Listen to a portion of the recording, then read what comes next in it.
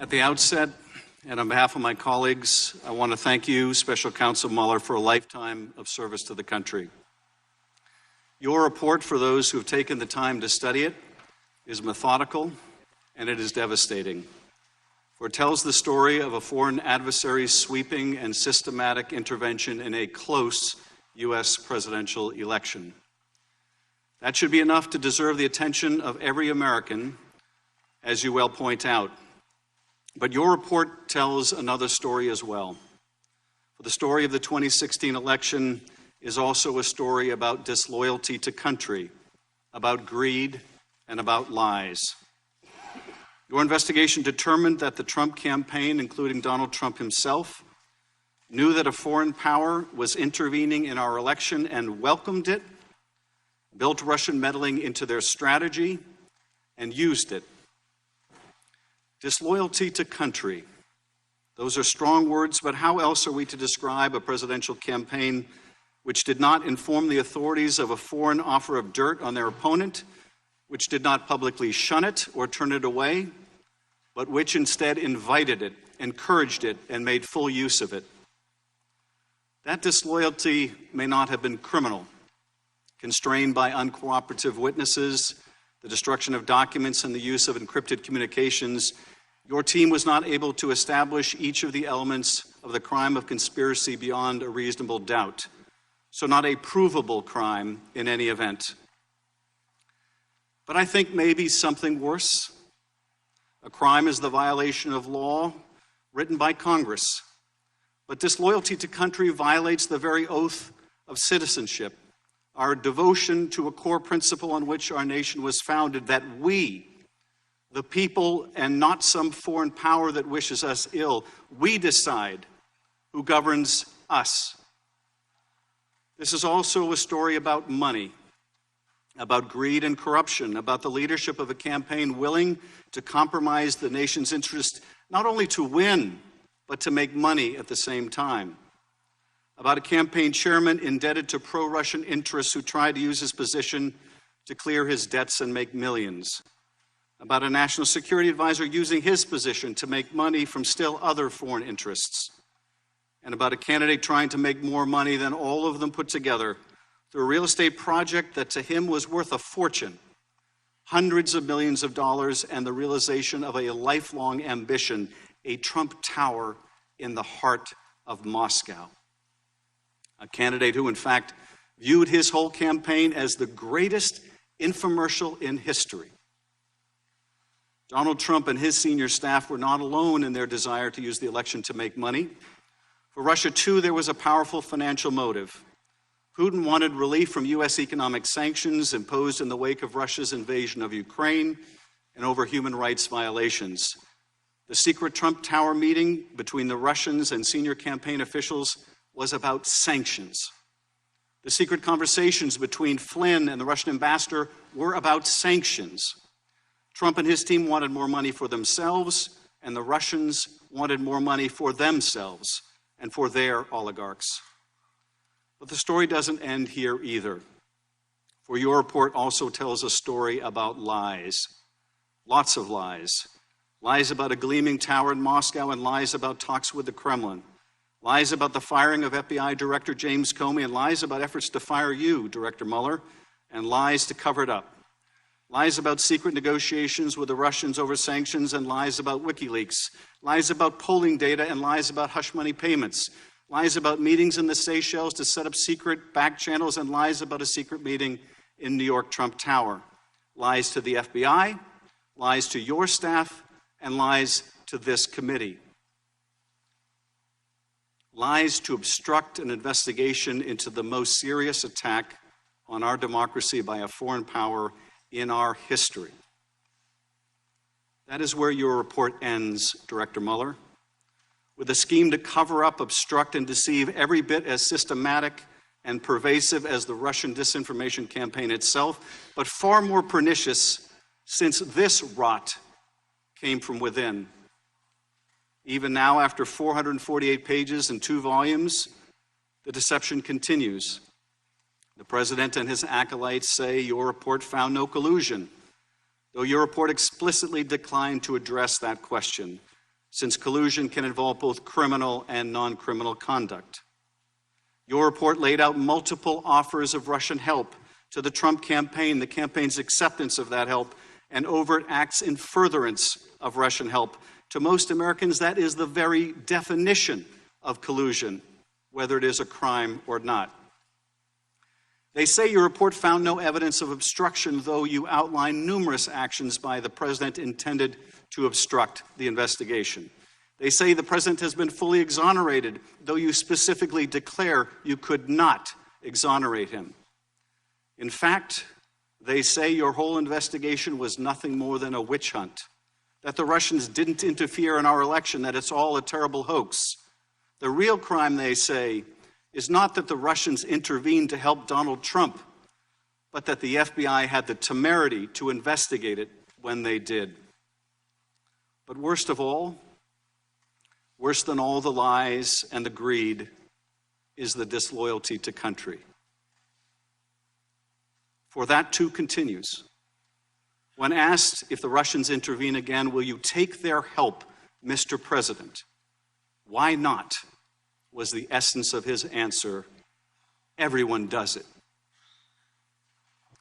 No, Mr. President, they don't. Not in the America envisioned by Jefferson, Madison, and Hamilton. Not for those who believe in the idea that Lincoln labored until his dying day to preserve, the idea animating our great national experiment, so unique then, so precious still, that our government is chosen by our people through our franchise and not by some hostile foreign power. This is what is at stake.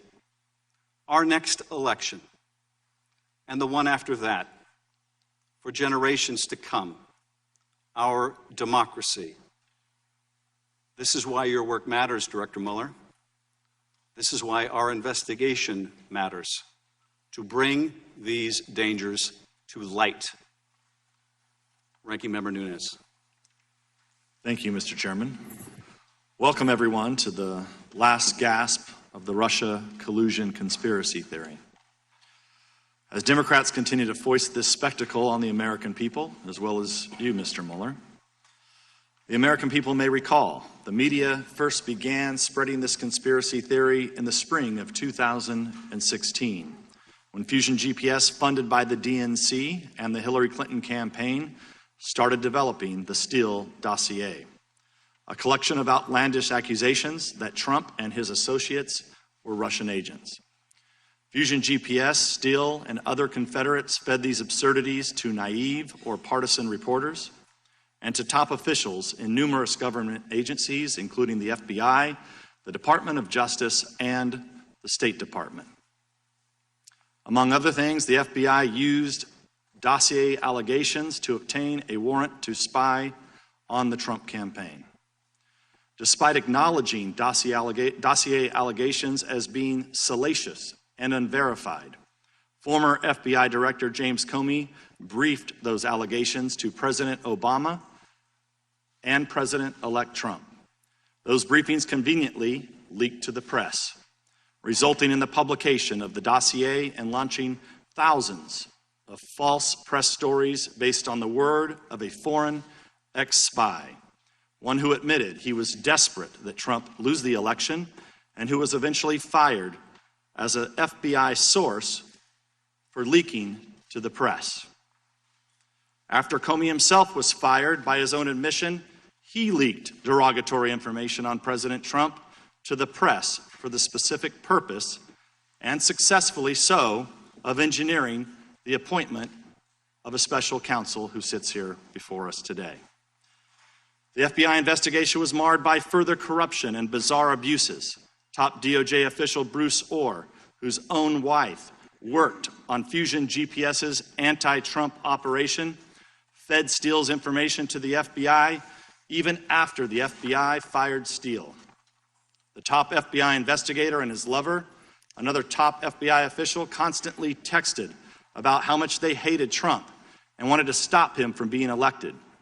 And the entire investigation was opened based not on Five Eyes intelligence, but on a tip from a foreign politician about a conversation involving Joseph Mifsud. He's a Maltese diplomat who's widely portrayed as a Russian agent, but seems to have far more connections with Western governments, including our own FBI and our own State Department, than with Russia. Brazenly ignoring all these red flags, as well as the transparent absurdity of the claims they are making, the Democrats have argued for nearly 3 years that evidence of collusion is hidden just around the corner. Like the Loch Ness Monster, they insist it's there, even if no one can find it. Consider this. In March 2017, Democrats on this committee said they had more than circumstantial evidence of collusion, but they couldn't reveal it yet. Mr. Mueller was soon appointed, and they said he would find the collusion. Then when no collusion was found in Mr. Mueller's indictments, the Democrats said we'd find it in his final report. Then when there was no collusion in the report, we were told Attorney General Barr was hiding it. Then when it was clear Barr wasn't hiding anything, we were told it will be revealed through a hearing with Mr. Mueller himself. And now that Mr. Mueller is here, they are claiming that the collusion has actually been in his report all along, hidden in plain sight. And they're right. There is collusion in plain sight. Collusion between Russia and the Democratic Party. The Democrats colluded with Russian sources to develop the Steele dossier, and Russian lawyer Natalia Vesnitskaya colluded with the dossier's key architect, Fusion GPS head Glenn Simpson. The Democrats have already admitted, both in interviews and through their usual anonymous statements to reporters, that today's hearing is not about getting information at all. They said they want to, quote, bring the Mueller report to life and create a television moment through ploys like having Mr. Mueller recite passages from his own report. In other words, this hearing is political theater. It's a Hail Mary attempt to convince the American people that collusion is real and that it's concealed in the report. Granted, that's a strange argument to make about a report that is public. It's almost like the Democrats prepared arguments accusing Mr. Barr of hiding the report and didn't bother to update their claims once he published the entire thing. Among congressional Democrats, the Russia investigation was never about finding the truth.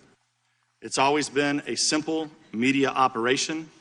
By their own accounts, this operation continues in this room today. Once again, numerous pressing issues this committee needs to address are put on hold to indulge the political fantasies of people who believed it was their destiny to serve Hillary Clinton's administration. It's time for the curtain to close on the Russia hoax. The conspiracy theory is dead. At some point, I would argue, we're going to have to get back to work. Until then, I yield back the balance of my time. To ensure fairness and make sure that our hearing is prompt, I know we got a late start, Director Mueller. The hearing will be structured as follows. Each member of the committee will be afforded 5 minutes to ask questions, beginning with the chair and ranking member. As chair, I will recognize thereafter in alternating fashion and descending order of seniority members of the majority and minority. After each member has asked his or her questions, the ranking member will be afforded an additional 5 minutes to ask questions, followed by the chair who will have additional 5 minutes for questions. The ranking member and the chair will not be permitted to delegate or yield our final round of questions to any other member. After 6 members of the majority and 6 members of the minority have concluded their 5-minute rounds of questions, we'll take a 5 or 10-minute break that we understand you've requested before resuming the hearing with Congressman Swalwell starting his round of questions. Special Counsel Mueller is accompanied today by Aaron Zebley, who served as Deputy Special Counsel from May 2017 until May 2019 and had day-to-day oversight of the Special Counsel's investigation. Mr. Mueller and Mr. Zebley resigned from the Department of Justice at the end of May 2019 when the Special Counsel's office was closed. Both Mr. Mueller and Mr. Zebley will be available to answer questions today and will be sworn in consistent with the rules of the House and the committee. Mr. Mueller and Mr. Zebley's appearance today before the committee is in keeping with the committee's longstanding practice of receiving testimony from current or former Department of Justice and FBI personnel regarding open and closed investigative matters. As this hearing is under oath and before we begin your testimony, Mr. Mueller and Zebley, would you please rise and raise your right hands to be sworn?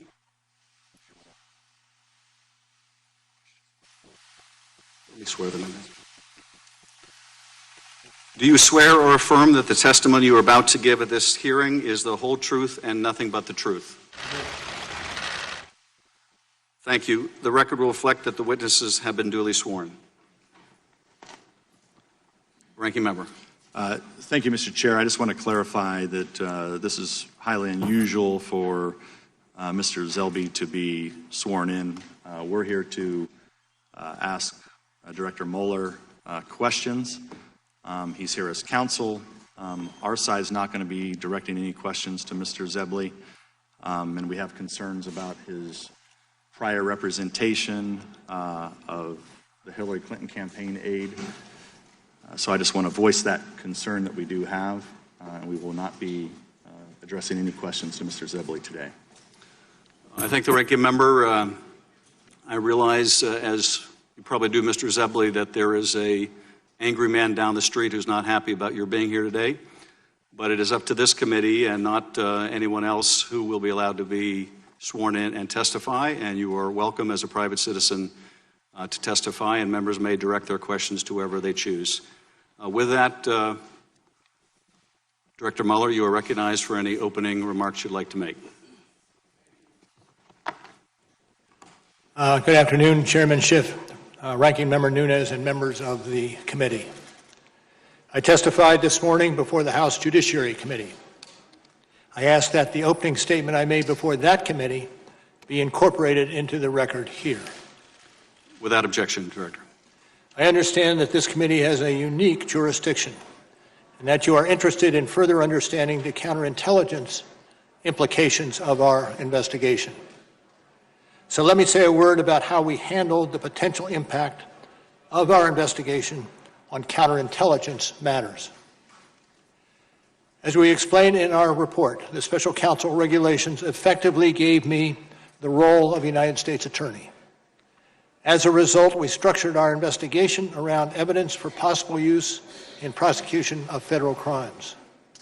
We did not reach what you would call counterintelligence conclusions. We did, however, set up processes in the office to identify and pass counterintelligence information onto the FBI. Members of our office periodically brief the FBI about counterintelligence information. In addition, there were agents and analysts from the FBI who were not on our team, but whose job it was to identify counterintelligence information in our files and to disseminate that information to the FBI. For these reasons, questions about what the FBI has done with the counterintelligence information obtained from our investigation should be directed to the FBI. I also want to reiterate a few points that I made this morning. I am not making any judgments or offering opinions about the guilt or innocence in any pending case. It is unusual for a prosecutor to testify about a criminal investigation, and given my role as a prosecutor, there are reasons why my testimony will necessarily be limited. First, public testimony could affect several ongoing matters. In some of these matters, court rules or judicial orders limit the disclosure of information to protect the fairness of the proceedings. And consistent with long-standing Justice Department policy, it would be inappropriate for me to comment in any way that could affect an ongoing matter. Second, the Justice Department has asserted privileges concerning investigative information and decisions, ongoing matters within the Justice Department, and deliberations within our office. These are Justice Department privileges that I will respect. The Department has released a letter discussing the restrictions on my testimony. But I therefore will not be able to answer questions about certain areas that I know are of public interest. For example, I am unable to address questions about the opening of the FBI's Russia investigation, which occurred months before my appointment, or matters related to the so-called Steele dossier. These matters are the subject of ongoing review by the Department. Any questions on these topics should therefore be directed to the FBI or the Justice Department. Third, as I explained this morning, it is important for me to adhere to what we wrote in our report. The report contains our findings and analysis and the reasons for the decisions we made. We stated the results of our investigation with precision. I do not intend to summarize or describe the results of our work in a different way in the course of my testimony today. And as I stated in May, I also will not comment on the actions of the Attorney General or of Congress. I was appointed as a prosecutor, and I intend to adhere to that role and to the department standards that govern. Finally, as I said this morning, over the course of my career, I have seen a number of challenges to our democracy.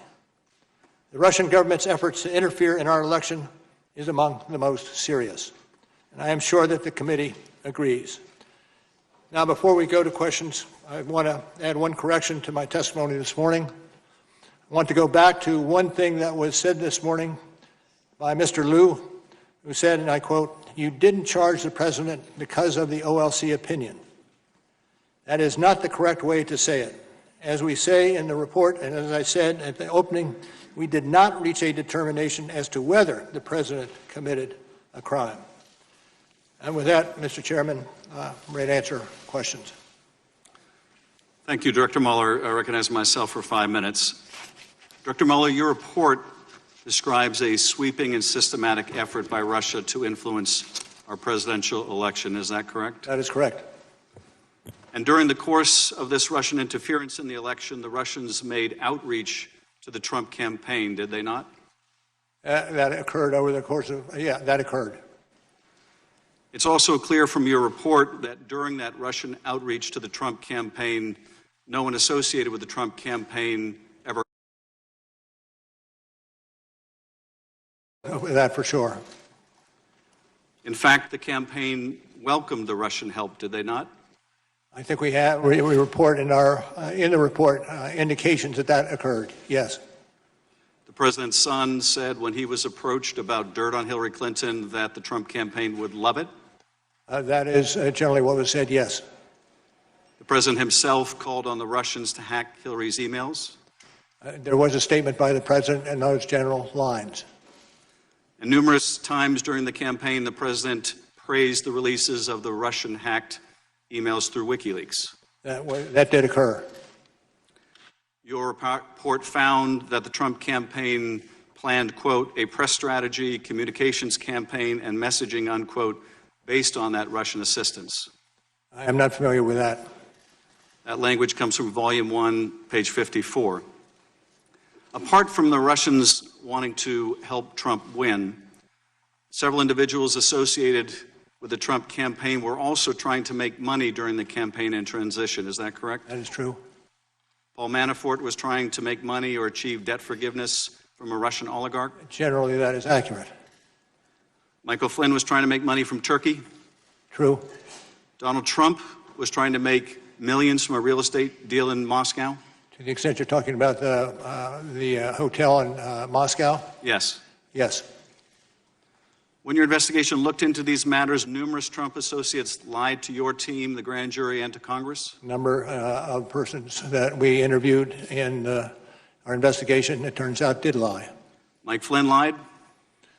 He was convicted of lying, yes. George Papadopoulos was convicted of lying? True. Paul Manafort was convicted of lying? True. Paul Manafort was, in fact, went so far as to encourage other people to lie? That is accurate. Manafort's deputy, Rick Gates, lied?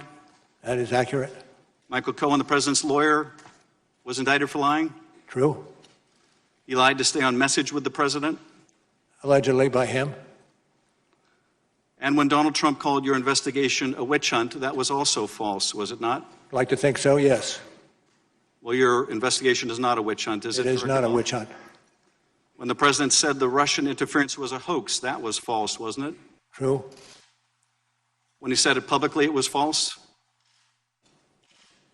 He did say publicly that it was false, yes. And when he told it to Putin, that was false too, wasn't it? That I'm not familiar with.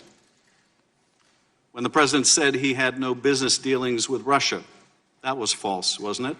I'm not going to go into the details of the report that along those lines.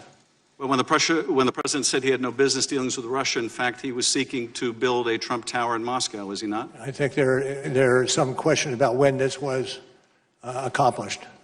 Well, you would consider a billion-dollar deal to build a tower in Moscow to be business dealings, wouldn't you, Director Mueller? Yeah, absolutely. In short, your investigation found evidence that Russia wanted to help Trump win the election, right? I think generally that would be accurate. Russia informed campaign officials of that? I'm not certain to what conversations you're referring to. Well, through an intermediary, they informed Papadopoulos that they could help with the anonymous release of stolen emails? Accurate. Russia committed federal crimes in order to help Donald Trump? When you're talking about the computer crimes in the charge in our case, absolutely. The Trump campaign officials built their strategy, their messaging strategy around those stolen documents? Generally, that's true. And then they lied to cover it up? Generally, that's true. Thank you, Mr. Nunes. Thank you. Welcome, Director. As a former FBI director, you'd agree that the FBI is the world's most capable law enforcement agency. I would say yes. The FBI claims the counterintelligence investigation of the Trump campaign began on July 31st, 2016. But in fact, it began before that. In June 2016, before the investigation officially opened, Trump campaign associates Carter Page and Stephen Miller, a current Trump advisor, were invited to attend a symposium at Cambridge University in July 2016.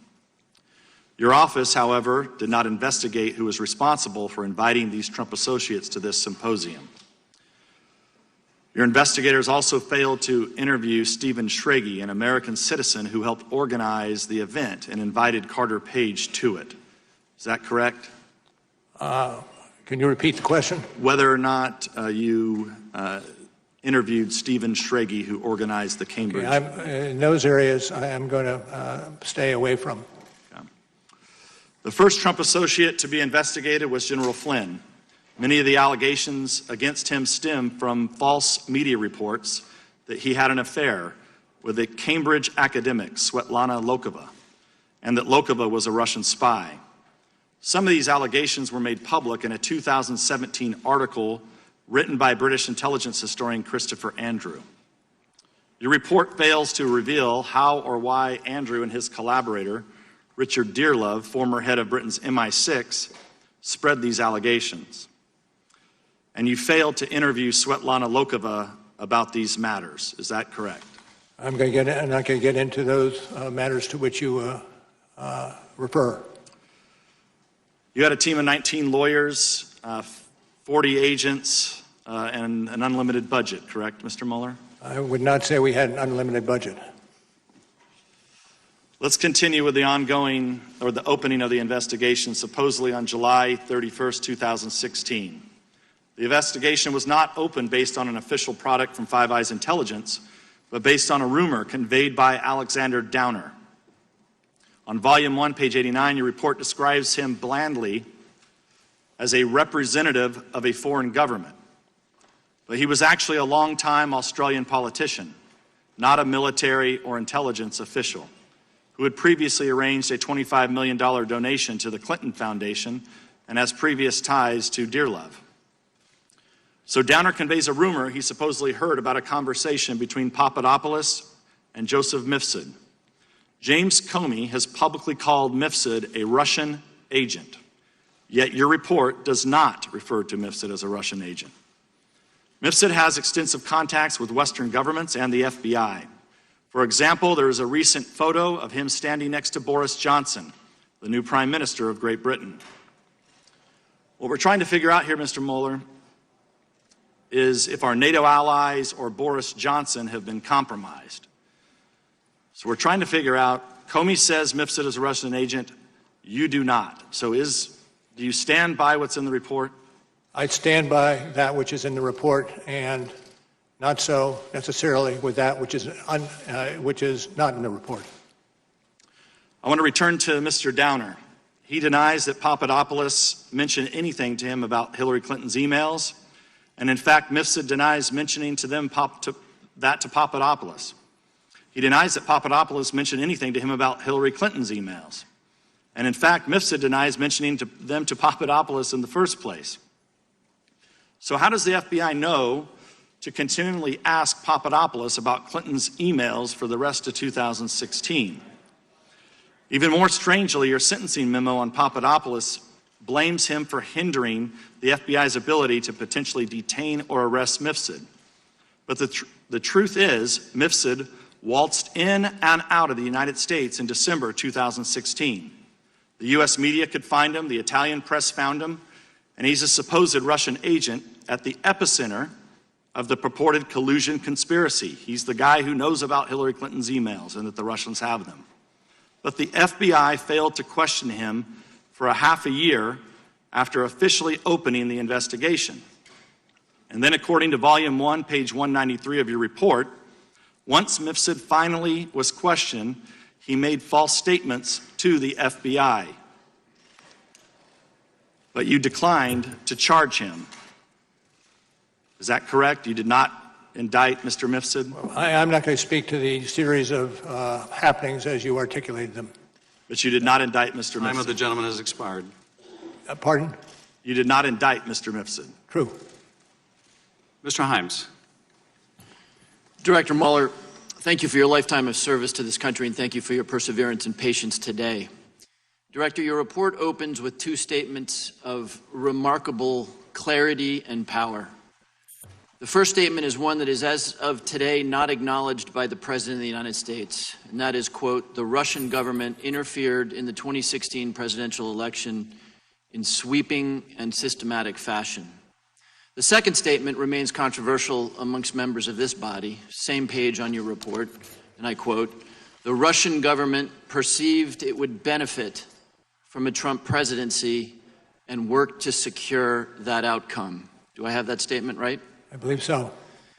Director Mueller, this attack on our democracy involved, as you said, two operations. First, a social media disinformation campaign.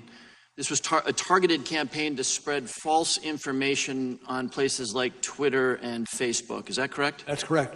Facebook estimated, as per your report, that the Russian fake images reached 126 million people. Is that correct? I believe that's the sum that we record. Director, who did the Russian social media campaign ultimately intend to benefit? Hillary Clinton or Donald Trump? Donald Trump. The second operation, Director... Let me just say, Donald Trump, there were instances where Hillary Clinton was subject to much the same behavior.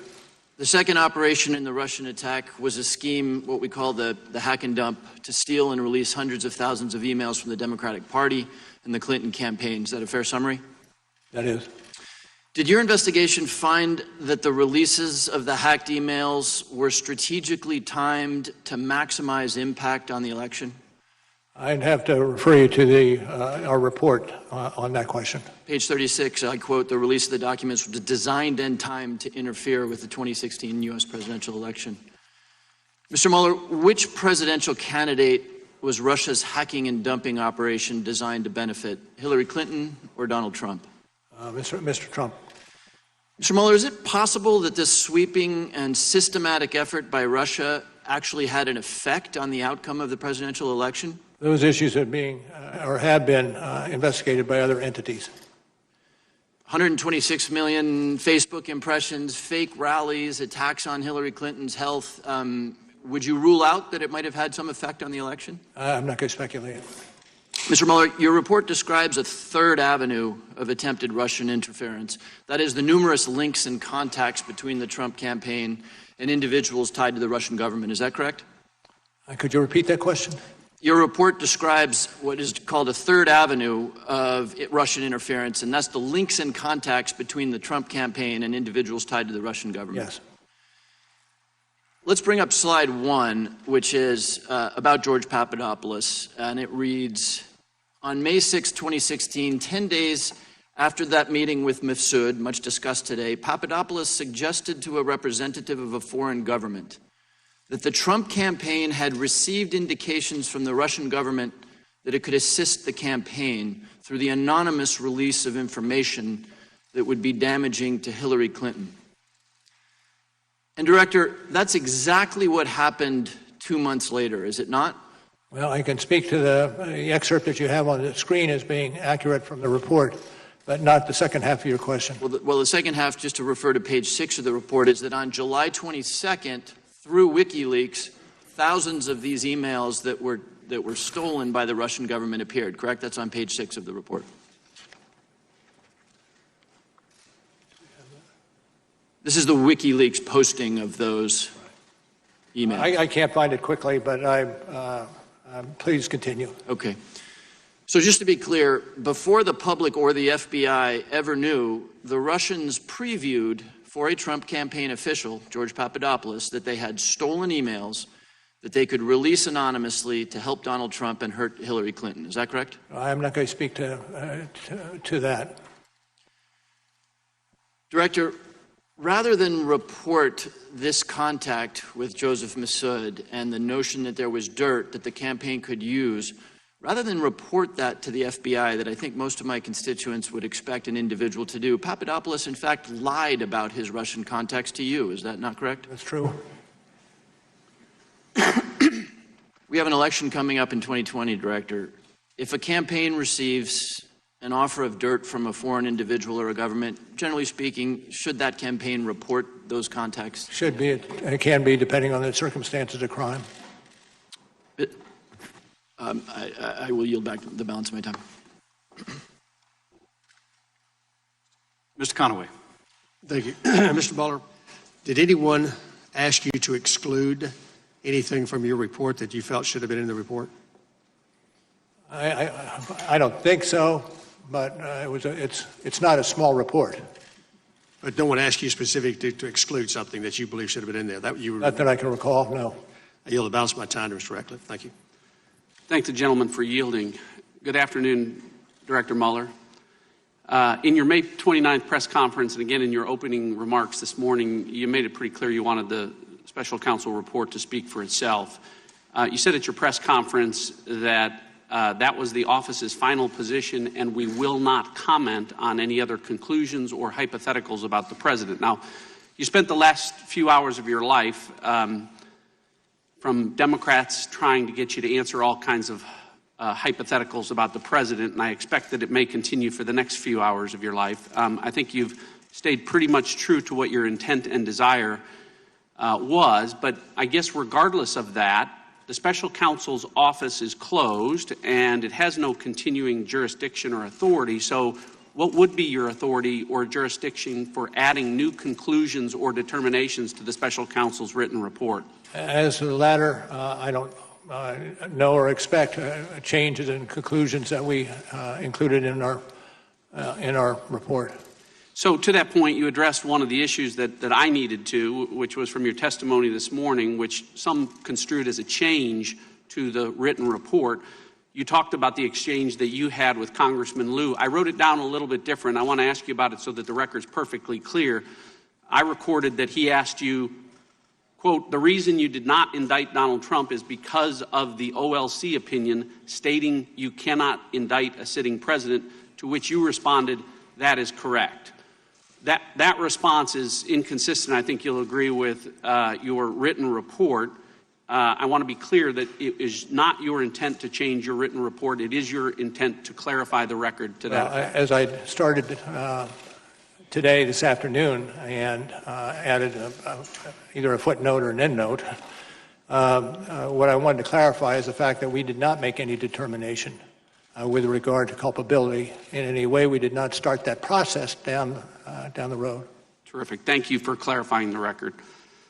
A stated purpose of your appointment as special counsel was to ensure a full and thorough investigation of the Russian government efforts to interfere in the 2016 presidential election. As part of that full and thorough investigation, what determination did the special counsel office make about whether the Steele dossier was part of the Russian government efforts to interfere in the 2016 presidential election? Again, when it comes to Mr. Steele, I defer to the Department of Justice. Well, first of all, Director, I very much agree with your determination that Russia's efforts were sweeping and systematic. I think it should concern every American. That's why I want to know just how sweeping and systematic those efforts were. I want to find out if Russia interfered with our election by providing false information through sources to Christopher Steele about a Trump conspiracy that you determined didn't exist. Well, I'm not going to discuss the issues with regard to Mr. Steele. And in terms of a portrayal of the conspiracies, we returned 2 indictments in the computer crimes arena, one GRU and another active measures in which we lay out in excruciating detail what occurred in those 2 rather large conspiracies. I agree with respect to that. But why this is important is an application and 3 renewal applications were submitted by the United States government to spy or surveil on Trump campaign Carter associate, or Carter Page, and on all 4 occasions, the United States government submitted the Steele dossier as a central piece of evidence with respect to that. Now, the basic premise of the dossier, as you know, was that there was a well-developed conspiracy of cooperation between the Trump campaign and the Russian government, but the special counsel investigation didn't establish any conspiracy, correct? Well, what I can tell you is that the events that you are characterizing here now is part of another matter that is being handled by the Department of Justice. But you did not establish any conspiracy, much less a well-developed one. Again, I pass on answering that question. The special counsel did not charge Carter Page with anything, correct? Special counsel did not. All right. My time has expired. I yield back. Ms. Sewell. Director Mueller, I'd like to turn your attention to the June 9th, 2016 Trump Tower meeting. Slide 2, which should be on the screen now, is part of an email chain between Donald Trump Jr. and a publicist representing the son of a Russian oligarch. The email exchange ultimately led to the now infamous June 9th, 2016 meeting. The email from the publicist to Donald Trump Jr. reads in part, "The Crown Prosecutor of Russia offered to provide the Trump campaign with some official documents and information that would incriminate Hillary in her dealings with Russia and is a part of Russia and its government's support of Mr. Trump." In this email, Donald Trump Jr. is being told that the Russian government wants to pass along information which would hurt Hillary Clinton and help Donald Trump. Is that correct? That's correct. Now, Trump Jr.'s response to that email is slide 3. He said, and I quote, "If it is what you say, I love it, especially later in the summer." Then Donald Jr.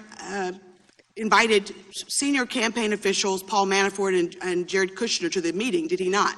He did. This email exchange is evidence of an offer of illegal assistance, is it not? I cannot adopt that characterization. But isn't it against the law for a presidential campaign to accept anything of value from a foreign government? Generally speaking, yes, but generally the cases are unique. Well, you say in page 184 in volume 1 that the federal campaign finance law broadly prohibits foreign nationals from making contributions, etc. And then you say that foreign nationals may not make a contribution or donation of money or anything of value. It says clearly in the report itself. Yeah, thank you. Now, let's turn to what actually happened at the meeting. When Donald Trump Jr. and the others got to the June 9th meeting, they realized that the Russian delegation didn't have the promised quote-unquote dirt. In fact, they got upset about that, did they not?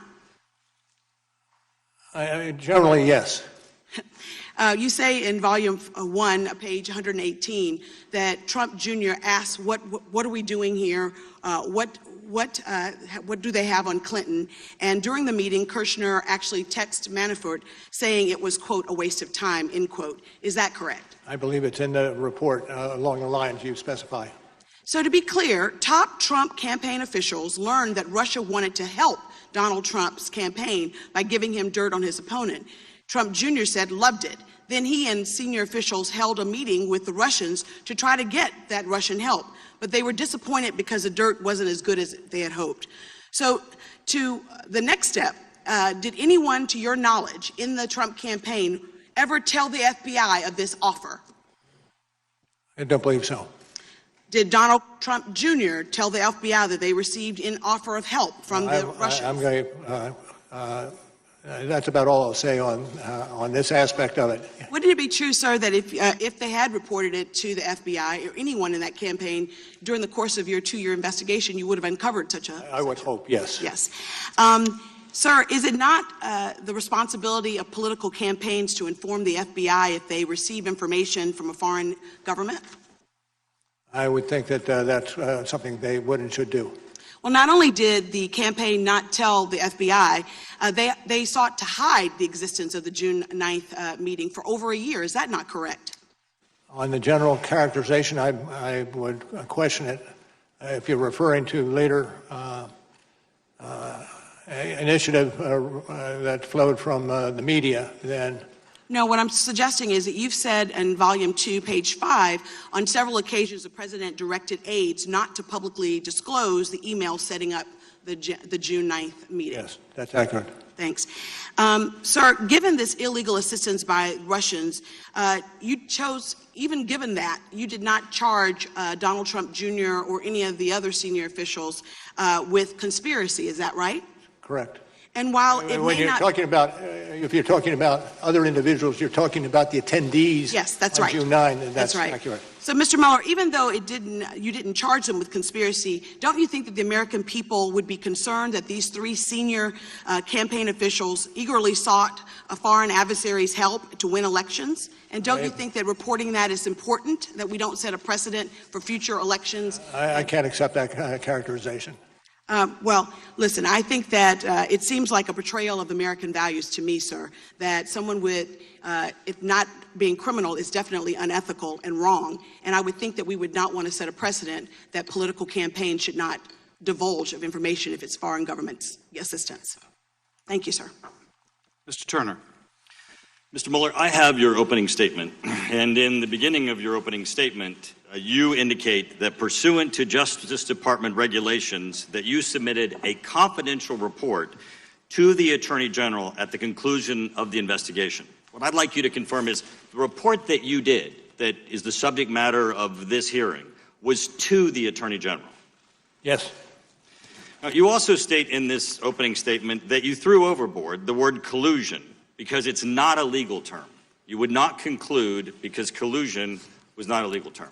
Well, it depends on how you want to use the word. In the general parlance, people can think of it that way, but if you're talking about in the criminal statute arena, you can't, because it really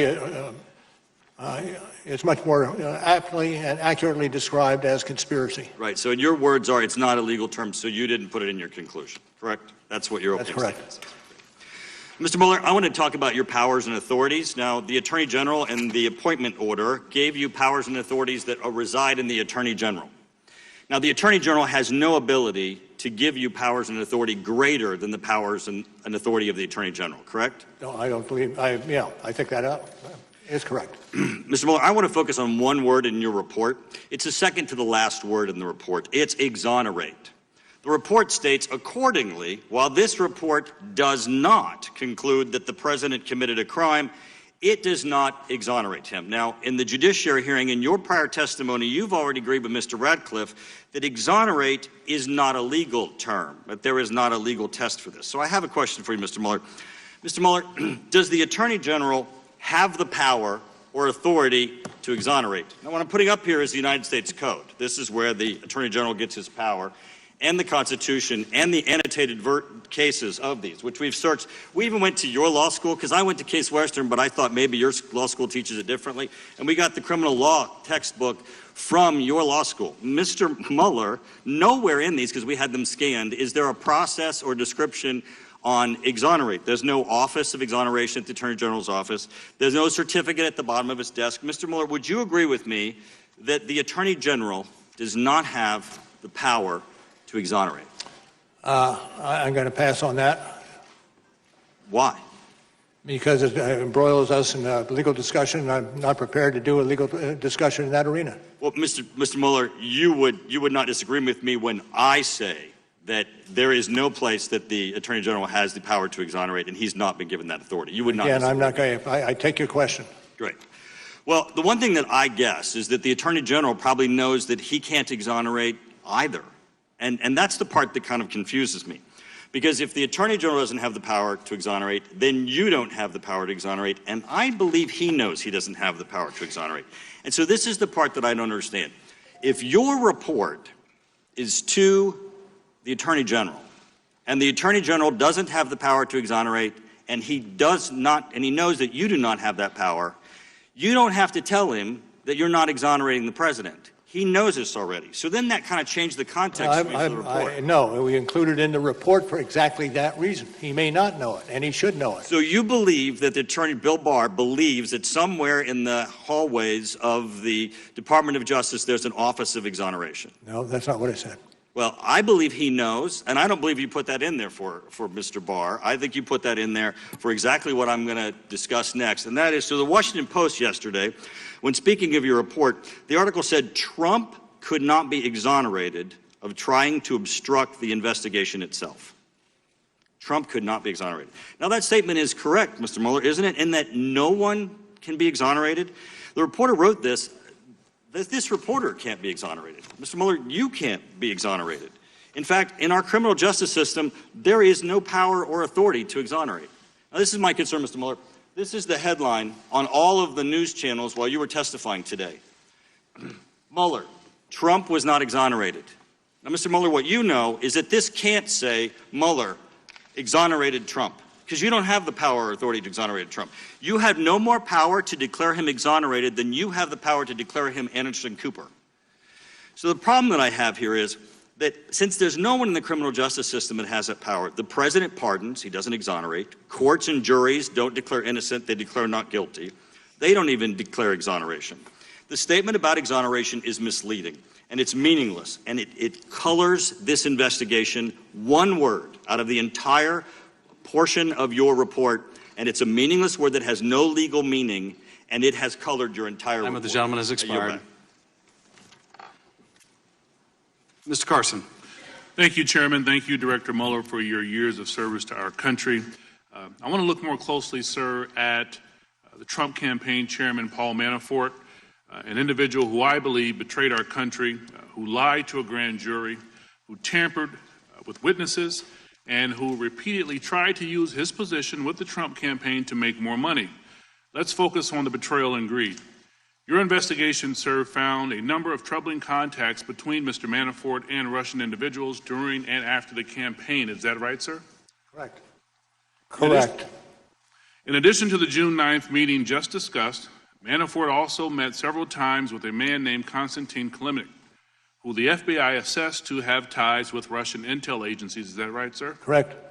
In fact, Mr. Manafort didn't just meet with him.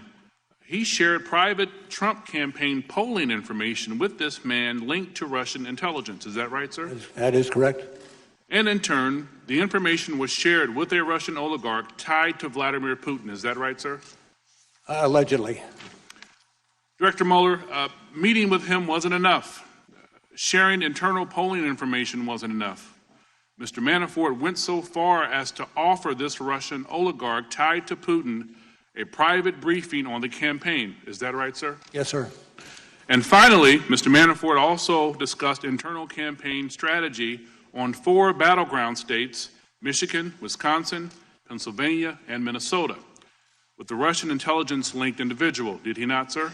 That's reflected in the report, as were the items you listed previously. Director Mueller, based on your decades of years of experience at the FBI, would you agree, sir, that it creates a national security risk when a presidential campaign chairman shares private polling information on the American people, private political strategy related to winning the votes of the American people, and private information about American battleground states with a foreign adversary? Is that the question, sir? Yes, sir. I'm not going to speculate along those lines. To the extent that it's within the lines of the report, then I support it. Anything beyond that is not part of that which I would support. Well, I think it does, sir. I think it shows an infuriating lack of patriotism from the very people seeking the highest office in the land. Director Mueller, Manafort didn't share this information in exchange for nothing, did he, sir? I can't answer that question without knowing more about the question. Well, it's clear that he hoped to be paid back money he was owed by Russian or Ukrainian oligarchs in return for the passage of private campaign information, correct? That is true. Director Mueller, as my colleague Mr. Heck will discuss later, greed corrupts. Would you agree, sir, that the sharing of private campaign information in exchange for money represents a particular kind of corruption, one that presents a national security risk to our country, sir? I'm not going to opine on that. I don't have the expertise in that arena to really opine. Would you agree, sir, that Manafort's contacts with Russians close to Vladimir Putin and his efforts to exchange private information on Americans for money left him vulnerable to blackmail by the Russians? I think generally so, that would be the case. Would you agree, sir, that these acts demonstrated a betrayal of the democratic values of our country rests on? I can't agree with that. Director Mueller, not that it's not true, but I cannot agree with it. Yes, sir. Director Mueller, well, I can tell you that in my years of experience as a law enforcement officer and as a member of Congress, fortunate to serve on the Intel Committee, I know enough to say yes. Trading political secrets for money with a foreign adversary can corrupt, and it can leave you open to blackmail, and it certainly represents a betrayal of the values underpinning our democracy. I want to thank you for your service again, Director Mueller. We appreciate you for coming today. I yield back, Chairman. Dr. Wenstrup. Thank you, Mr. Chairman. Thank you, Mr. Mueller, for being here today. Mr. Mueller, is it accurate to say your investigation found no evidence that members of the Trump campaign were involved in the theft or publication of Clinton campaign-related emails?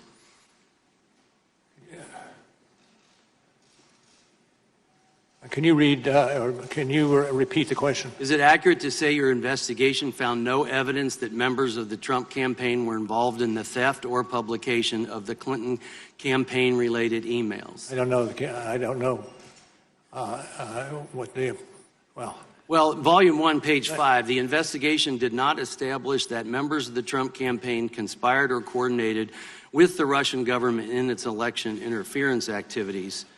So it would therefore be inaccurate, based on this, to describe that finding as open to doubt, that finding being that a Trump campaign was involved with theft or publication of the Clinton campaign emails.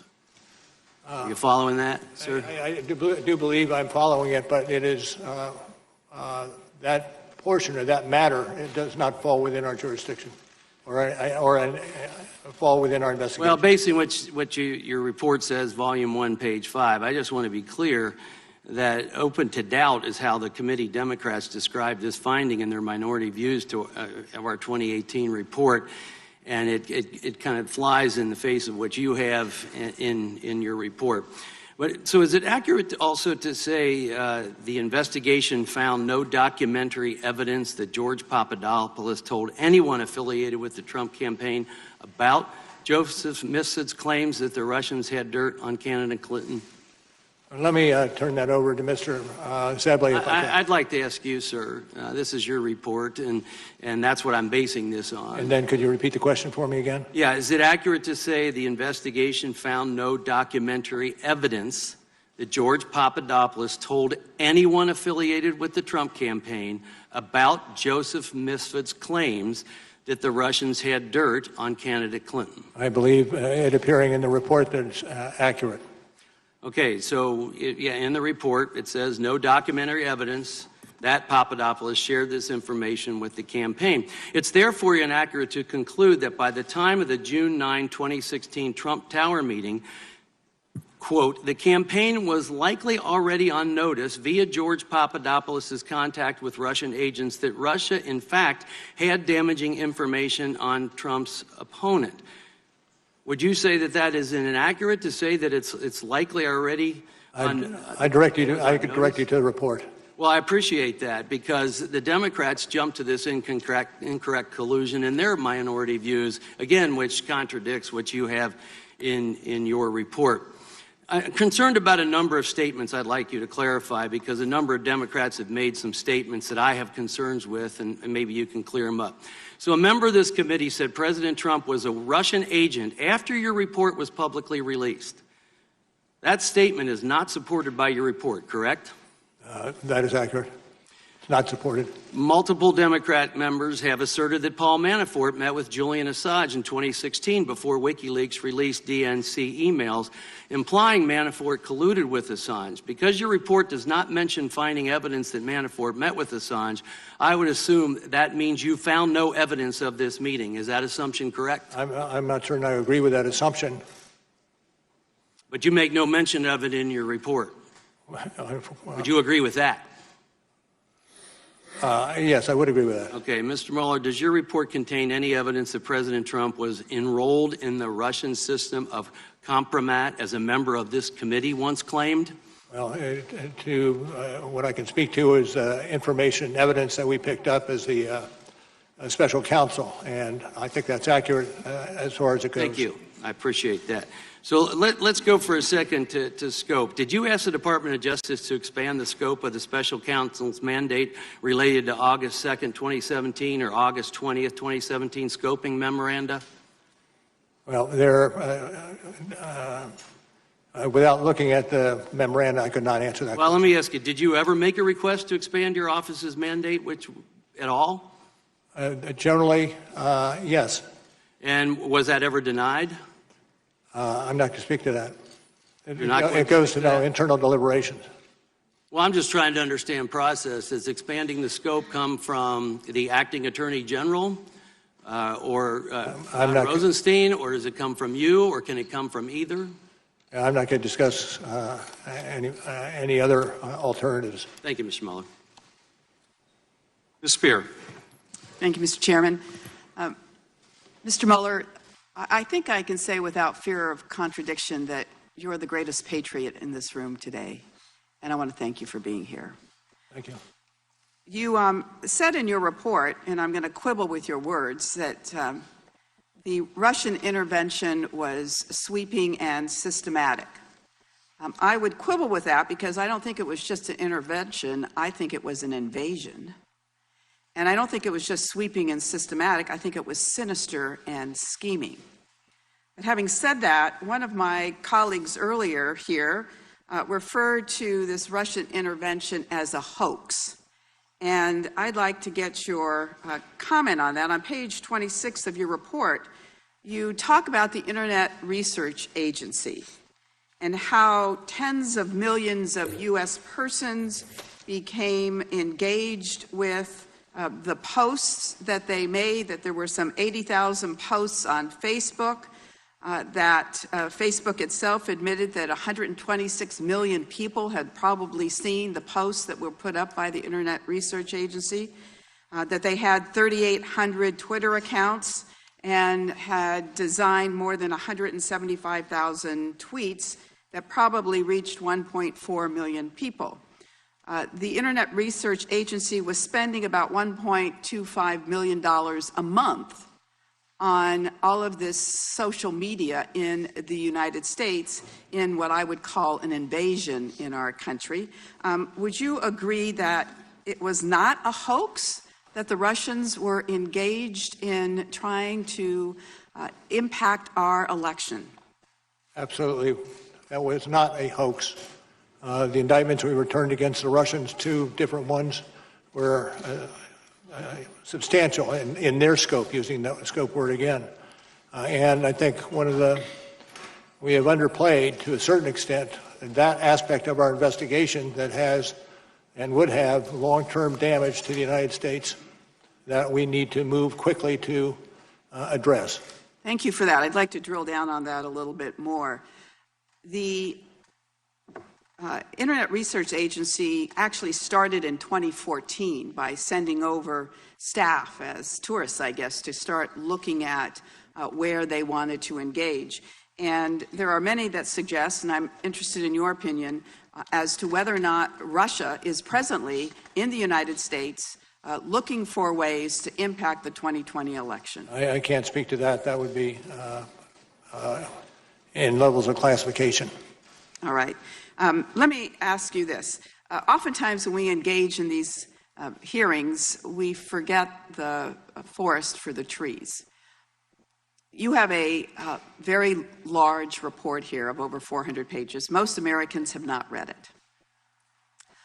We have read it. Actually, the FBI director yesterday said he hadn't read it, which was a little discouraging.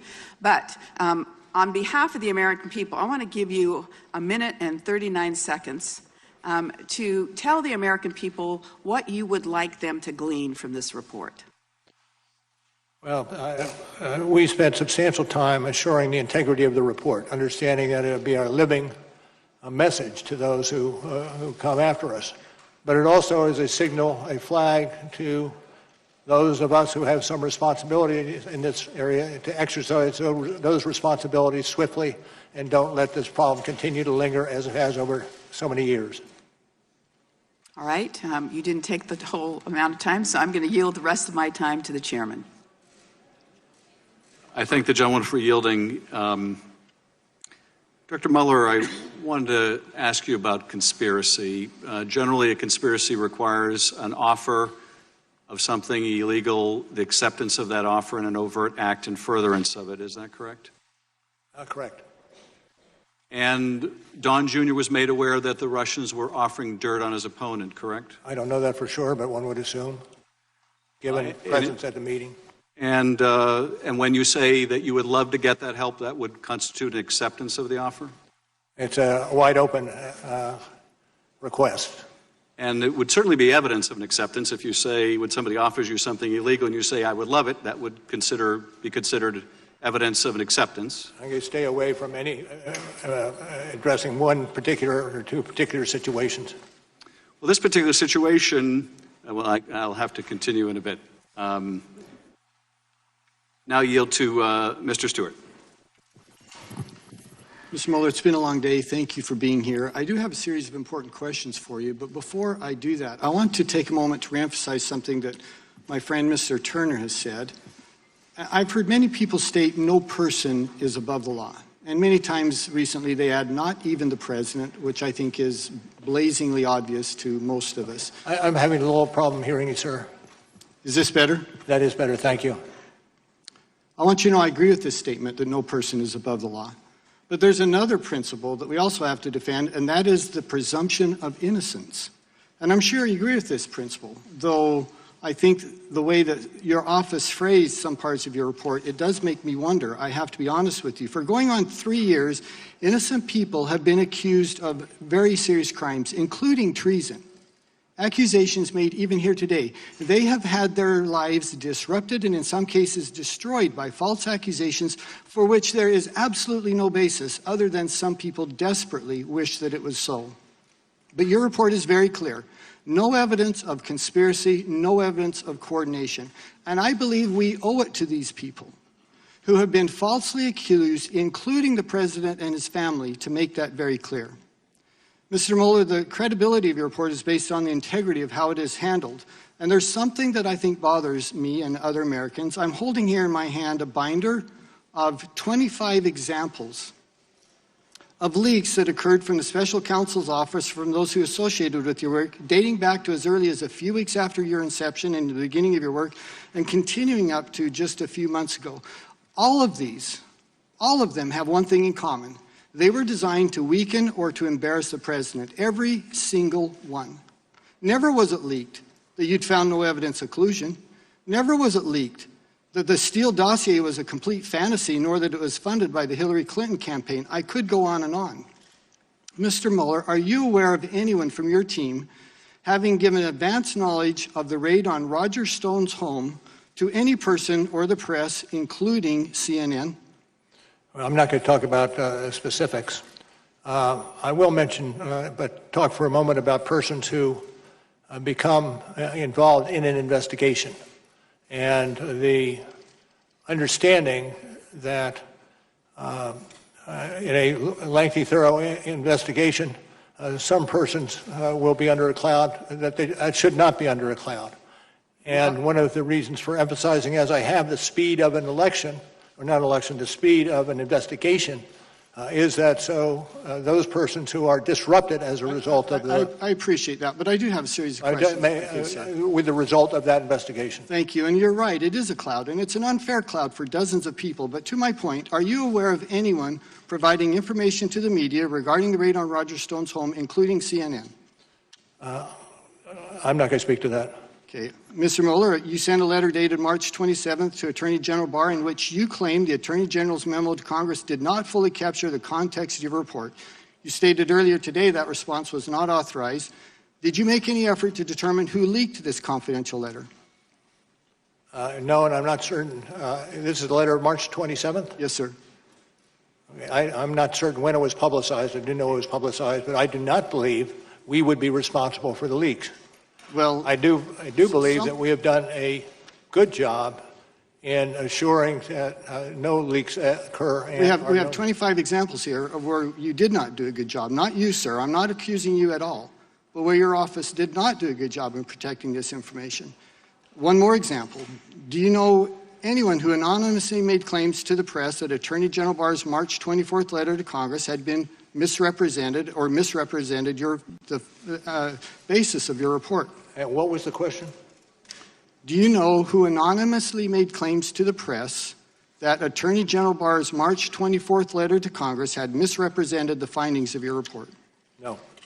Sir, given these examples as well as others, you must have realized that leaks were coming from someone associated with the Special Counsel's office.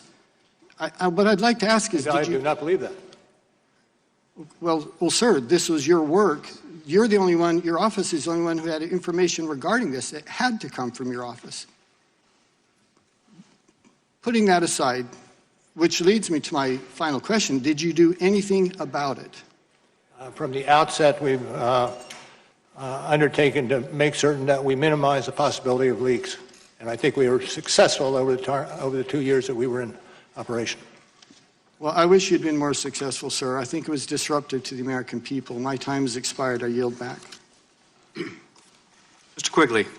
Thank you, Mr. Chairman. Director, thank you for being here. This too shall pass. Earlier today and throughout the day, you have stated the policy that a seated president cannot be indicted, correct? Right. And upon questioning this morning, you were asked, could a president be indicted after their service, correct? Yes. And your answer was that they could. They could. Director, please speak into the microphone. I'm sorry. Thank you. So they could. The follow-up question that should be concerning is, what if a president serves beyond the statute of limitations? I don't know the answer to that one. Would it not indicate that if the statute of limitations on federal crimes such as this are 5 years, that a president who serves a second term is therefore under the policy above the law? I'm not certain I would agree with the. I'm not certain I would agree with the conclusion. I'm not certain that I can see but the possibility that you suggest. But the statute doesn't toll. Is that correct? I don't know specifically. It clearly doesn't. And I just want, as the American public is watching this and perhaps learning about many of these for the first time, we need to consider that, and that the other alternatives are perhaps all that we have. But I appreciate your response. Earlier in questioning, someone mentioned that it was a question involving whether anyone in the Trump political world publicized the emails, whether or not that was the case.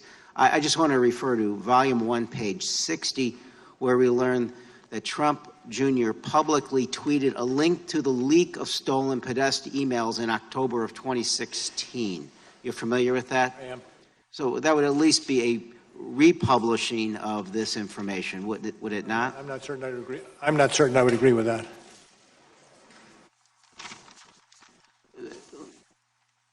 Director Pompeo assessed WikiLeaks in one point as a hostile intelligence service. Given your law enforcement experience and your knowledge of what WikiLeaks did here and what they do generally, would you assess that to be accurate or something similar? How would you assess what WikiLeaks does? Absolutely. And they are currently under indictment. It's Julian Assange. Would it be fair to describe them as, you would agree with Mr. Director Pompeo, that's what he was when he made that remark, that it's a hostile intelligence service, correct? Yes. If we could put up slide 6.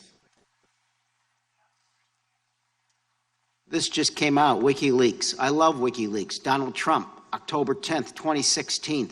This WikiLeaks stuff is unbelievable. It tells you the inner heart. You got to read it. Donald Trump, October 12th, 2016. This WikiLeaks is like a treasure trove. Donald Trump, October 31st, 2016. Boy, I love reading those WikiLeaks. Donald Trump, November 4th, 2016. Do any of those quotes disturb you, Mr. Director? I'm not certain I would say. How do you react to them? It's probably problematic is an understatement in terms of what it displays, in terms of giving some, I don't know, hope or some boost to what is and should be illegal activity. Volume 1, page 59. Donald Trump Jr. had direct electronic communications with WikiLeaks during the campaign period. On October 3rd, 2016, WikiLeaks sent another direct message to Trump Jr. asking you guys to help disseminate a link alleging candidate Clinton had advocated a drone to attack Julian Assange. Trump Jr. responded that, quote, he had already done so. Same question. This behavior, at the very least, disturbing your reaction? Disturbing and also subject to investigation. Could it be described as aid and comfort to a hostile intelligence service, sir? I wouldn't categorize it with any specificity. I yield the balance to the chairman, please. Not sure I can make good use of 27 seconds, but Director, I think you made it clear that you think it unethical, to put it politely, to tout a foreign service like WikiLeaks publishing stolen political documents in a presidential campaign? Certainly calls for investigation. Thank you, Director. We're going to go now to Mr. Crawford, and then after Mr. Crawford's 5 minutes, we'll take a 5 or 10 minute break. Thank you, Mr. Chairman. Thank you, Mr. Mueller, for being here. Days after your appointment, Peter Strzok texted about his concern that there's, quote, no big there in the Trump campaign investigation. Did Strzok or anyone else who worked on the FBI's investigation tell you that around 10 months into the investigation, the FBI still had no case for collusion? Who? Can you repeat that? Peter Strzok. Could you? I'm sorry. Can you move the microphone up a little closer? Sure. There's a quote attributed to Peter Strzok. He texted about his concern that there is, quote, no big there in the Trump campaign. Or anyone else who worked on the FBI's into the investigation. The inspector.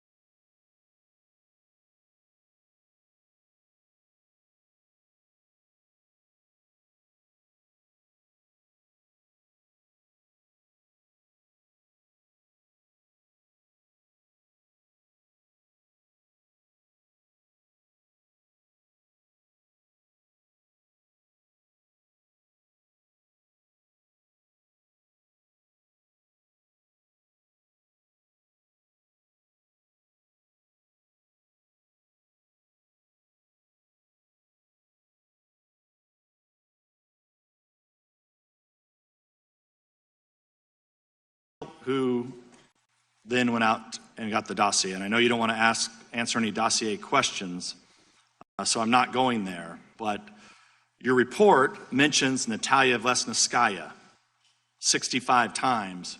She meets in the Trump Tower. It's this infamous Trump Tower meeting. It's in your report. You've heard many of the Democrats refer to it today. The meeting was shorter than 20 minutes, I believe. Is that correct? I think what we have in our report reflects it was about that length. So, do you know, so Fusion GPS, the main actor at Fusion GPS, the president of the company, or the owner of the company, is a guy named Glenn Simpson who's working for Hillary Clinton. Glenn Simpson, do you know how many times Glenn Simpson met with Natalia Vlesnskaya? Myself? No. Would it surprise you that the Clinton campaign dirty ops arm met with Natalia Vlesnskaya more times than the Trump campaign did? Well, this is an area that I'm not going to get into, as I indicated at the outset. Did you ever interview Glenn Simpson? I'm going to pass on that.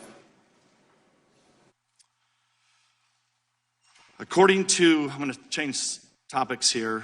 According to notes from the State Department official Kathleen Kavalak, Christopher Steele told her that former Russian intelligence head Trubnikov and Putin advisor Surkov were sources for the Steele dossier.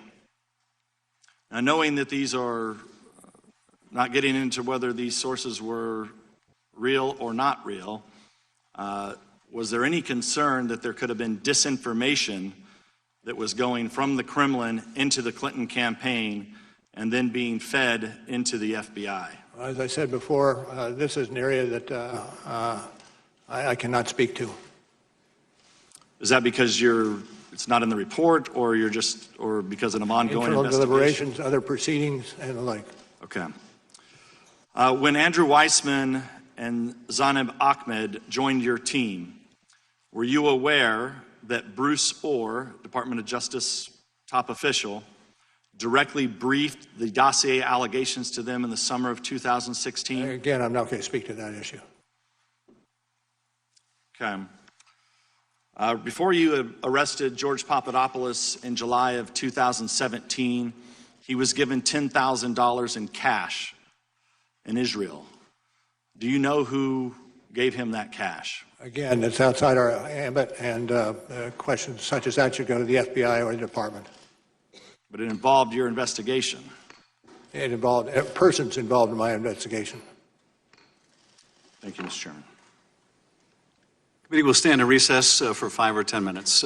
Please, folks, remain in your seats. Allow the director, Mr. Zebley, to exit the chamber. Thank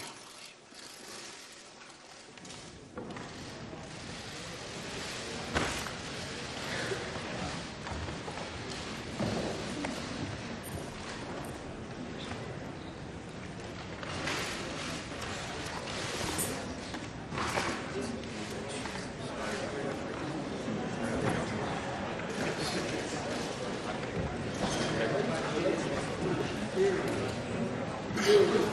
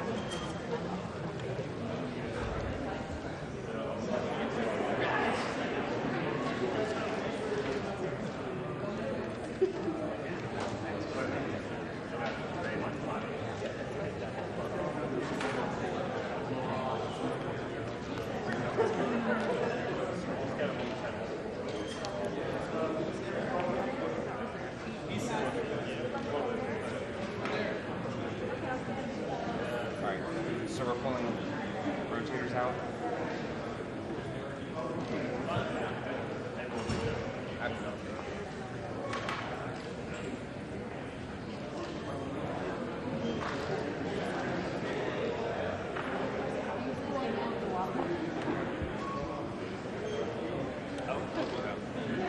Yes, after. Yeah.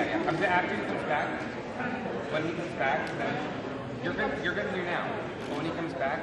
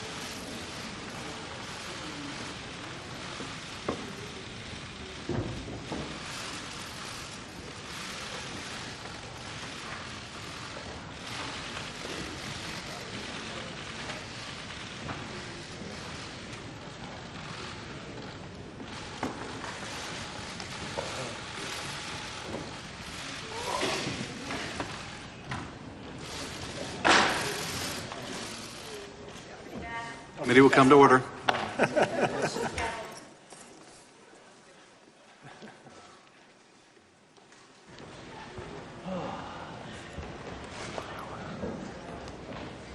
Thank you, sir. Thank you, Director. Mr. Swalwell, you are recognized. Thank you.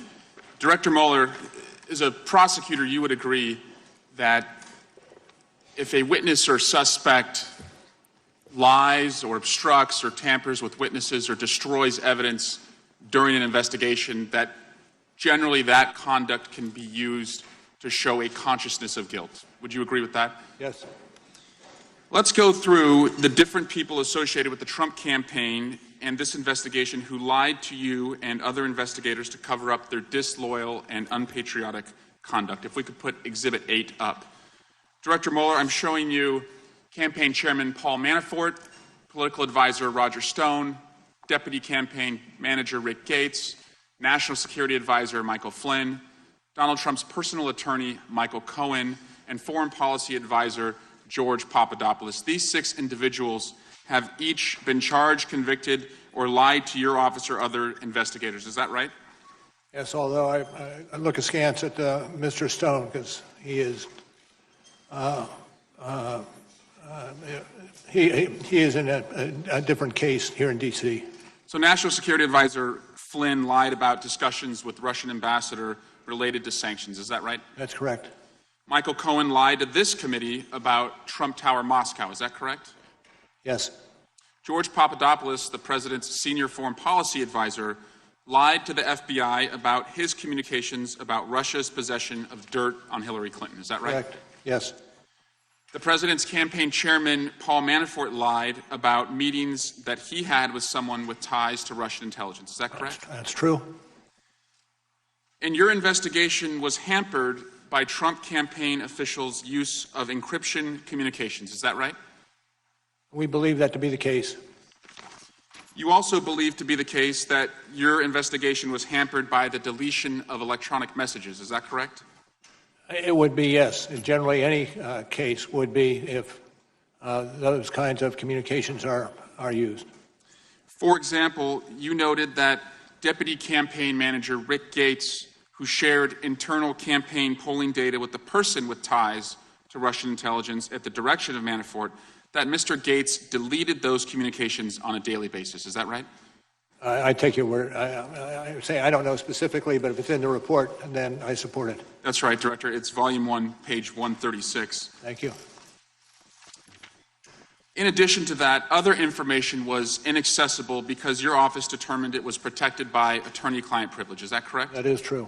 That would include that you do not know whether communications between Donald Trump and his personal attorneys, Jay Sekulow, Rudy Giuliani, and others discouraged witnesses from cooperating with the government. Is that right? I'm not going to talk to that. That would also mean that you can't talk to whether or not pardons were dangled through the president's attorneys because the shield of attorney-client privilege. I'm not going to discuss that. Did you want to interview Donald Trump Jr.? And I'm not going to discuss that. Did you subpoena Donald Trump Jr.? And I'm not going to discuss that. Did you want to interview the president? Yes. Director Mueller, on January 1st, 2017 through March 2019, Donald Trump met with Vladimir Putin in person 6 times, called him 10 times, and exchanged 4 letters with him. Between that time period, how many times did you meet with Donald Trump? I'm not going to get into that. He did not meet with you in person, is that correct? He did not. As a result of lies, deletion of text messages, obstruction, and witness tampering, is it fair to say that you were unable to fully assess the scope and scale of Russia's interference in the 2016 election and Trump's role in that interference? I'm not certain I would adopt that characterization in total. There may be pieces of it that are accurate, but not in total.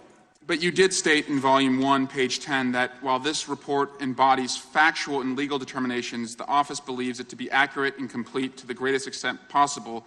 Given these identified gaps, the office cannot rule out the possibility that the unavailable information would shed additional light. Is that correct? That is correct. We don't know what we don't know.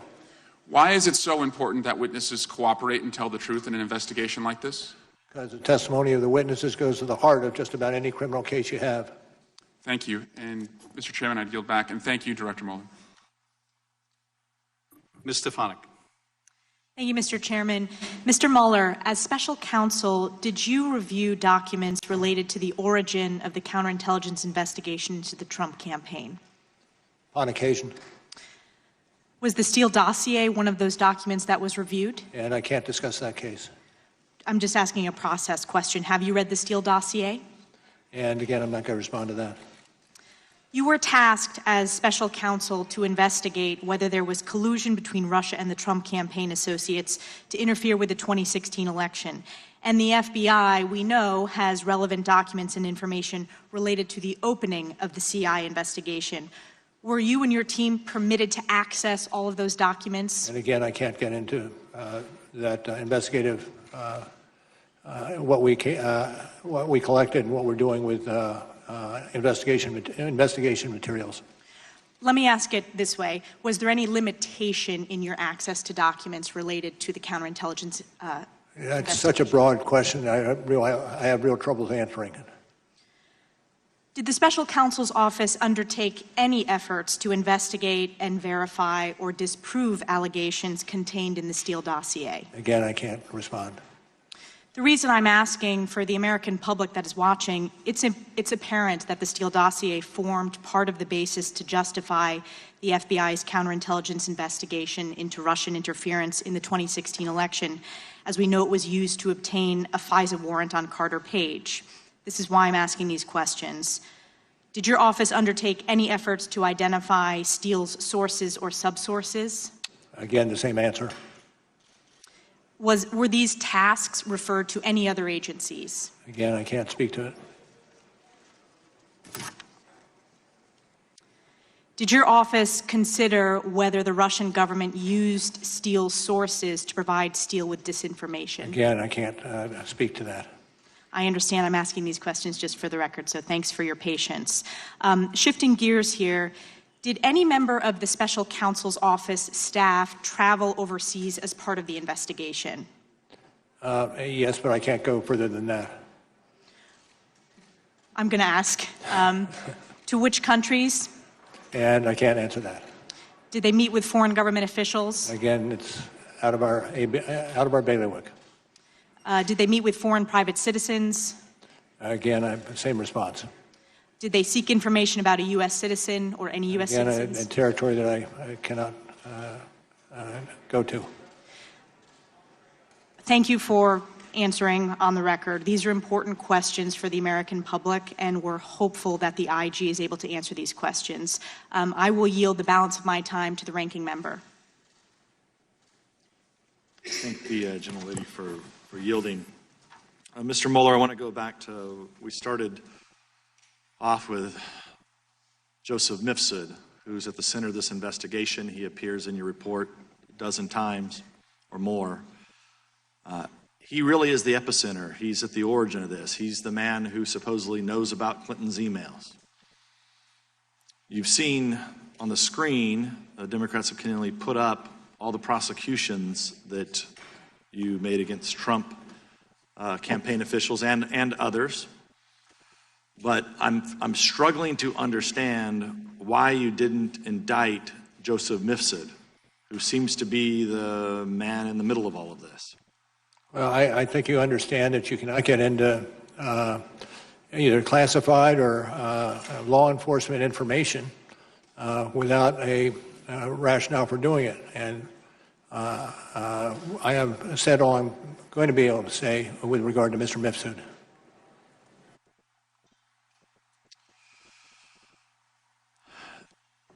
Were you aware of Kathleen Kavalek's involvement, that she had met with Ms. Steele, the State Department official? Again, I can't respond to that question. It's outside my jurisdiction. Okay. The Carter Page FISA warrant was re-upped 3 times. The last time it was re-upped was under your watch. So were you in the approval process of that last time that the Carter Page warrant was Well, I can't speak specifically about that warrant, but if you ask, was I in the approval chain, the answer is no. Okay, that's very helpful. Thank you, Mr. Chairman. Yield back. Mr. Castro. Thank you, Chairman. Thank you, Special Counsel Mueller, for your testimony and for your service to our country. Donald Trump over the years has surrounded himself with some very shady people, people that lied for him, people that covered up for him, people that helped him enrich himself. I want to talk specifically about one of those instances that's in your report. Specifically, let's turn to the Trump Tower Moscow project, which you described in your report as, quote, as a, quote, highly lucrative deal for the Trump organization. Is that right? I would have to look at the quote from the Sure. report if you have it. Sure, it's on volume 2, page 135. It's described as highly lucrative.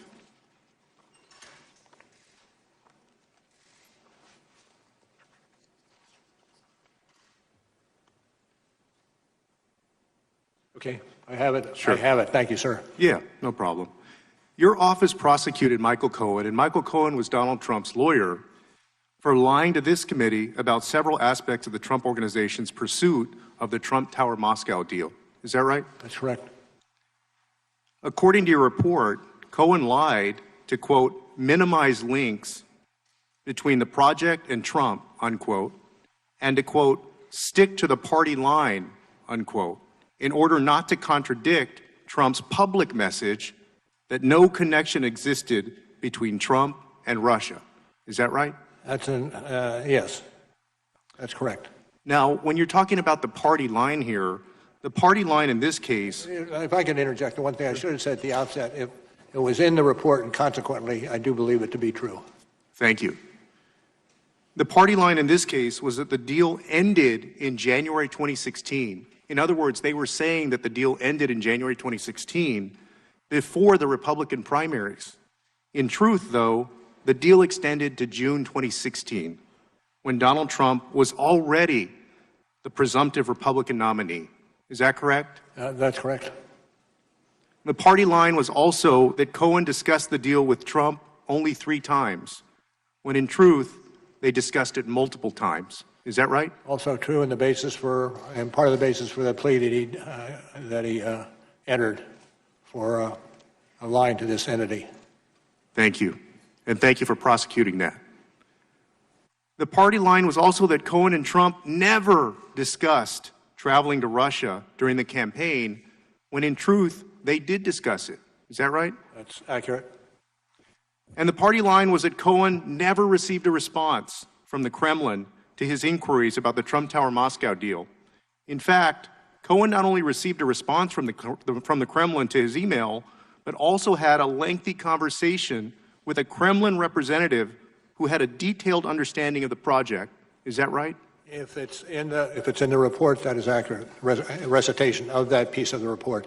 So you have the candidate Trump at the time saying he had no business dealings with Russia, his lawyer who was lying about it, and then the Kremlin who during that time was talking to President Trump's lawyer about the deal. Is that right? I can't adopt your characterization. Not only was Cohen lying on Trump's behalf, but so was the Kremlin. On August 30th, 2017, 2 days after Cohen submitted his false statement to this committee, claiming that he never received a response to his email to the Kremlin, Vladimir Putin's press secretary told reporters that the Kremlin left the email unanswered. That statement by Putin's press secretary was false, wasn't it? I can't speak to that. Although it was widely reported in the press. Again, I can't speak to that, particularly if it was dependent upon media sources. But it was consistent with the lie that Cohen had made to the committee. Is that right? I'm not certain I could go that far. So Cohen, President Trump, and the Kremlin were all telling the same lie. I defer to you on that. I can't get into the details. Special Counsel Mueller, I want to ask you something that's very important to the nation. Did your investigation evaluate whether President Trump could be vulnerable to blackmail by the Russians because the Kremlin knew that Trump and his associates lied about connections to Russia related to the Trump Tower deal? I can't speak to that. I yield back, Chairman. Mr. Hurd. Thank you, Mr. Chairman. Director Mueller, you've been asked many times this afternoon about collusion, obstruction of justice, and impeachment and the Steele dossier, and I don't think your answers are going to change if I ask you about those questions. So I'm going to ask about a couple of press stories, because a lot of what the American people have received about this have been on press stories, and some of that has been wrong, and some of those press stories have been accurate. On April 13th, 2018, McClatchy reported that you had evidence Michael Cohen made a secret trip to Prague during the 2016 presidential election.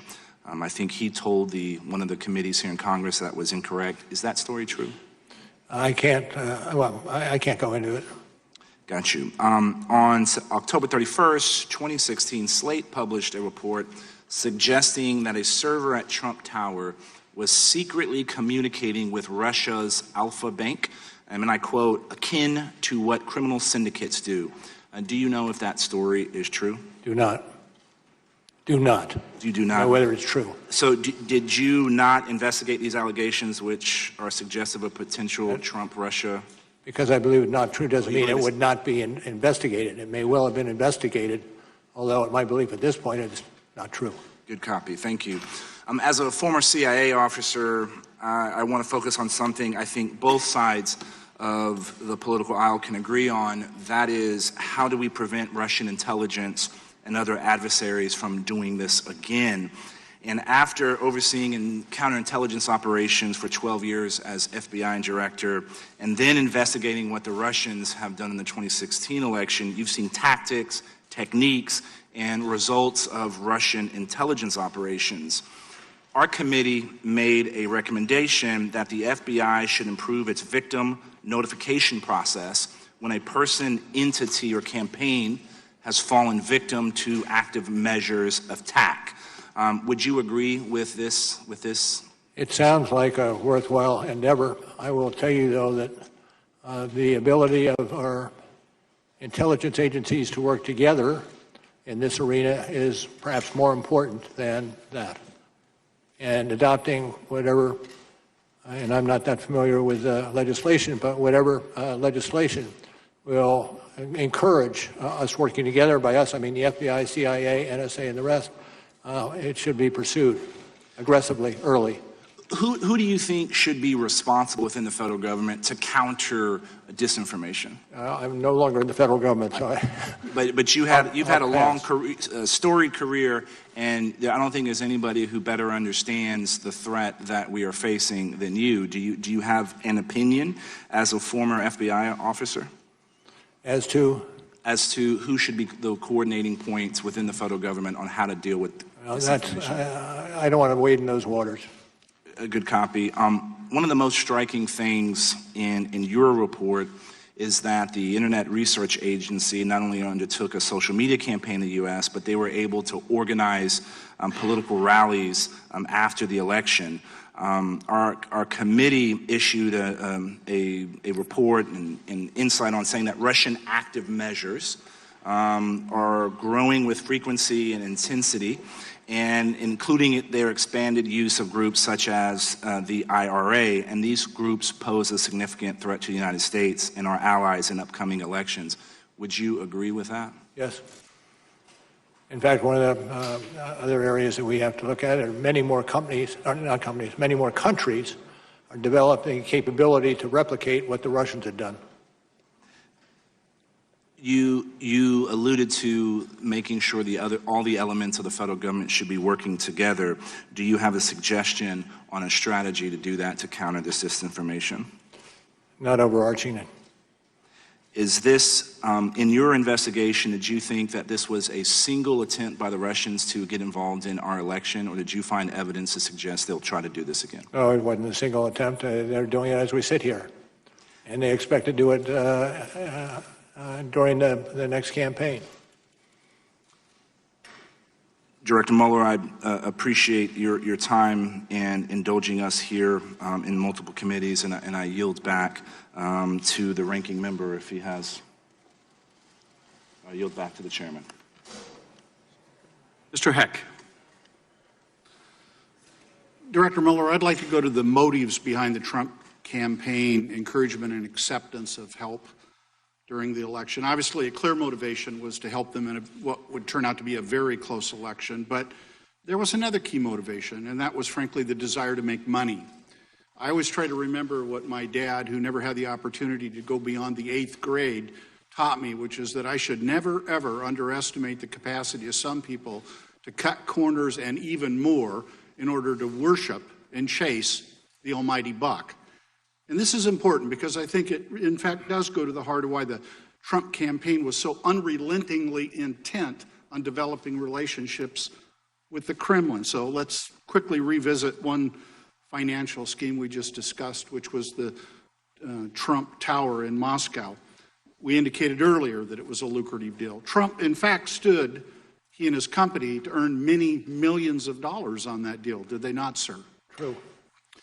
And Cohen, Mr. Cohen, his attorney, testified before this committee that President Trump believed the deal required Kremlin approval. Is that consistent with what he told you?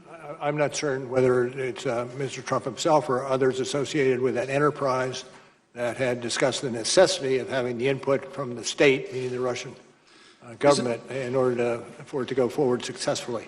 Isn't it also true that Donald Trump viewed his presidential campaign, as he told top campaign aides, that the campaign was an infomercial for the Trump organization and his properties? I'm not familiar with that.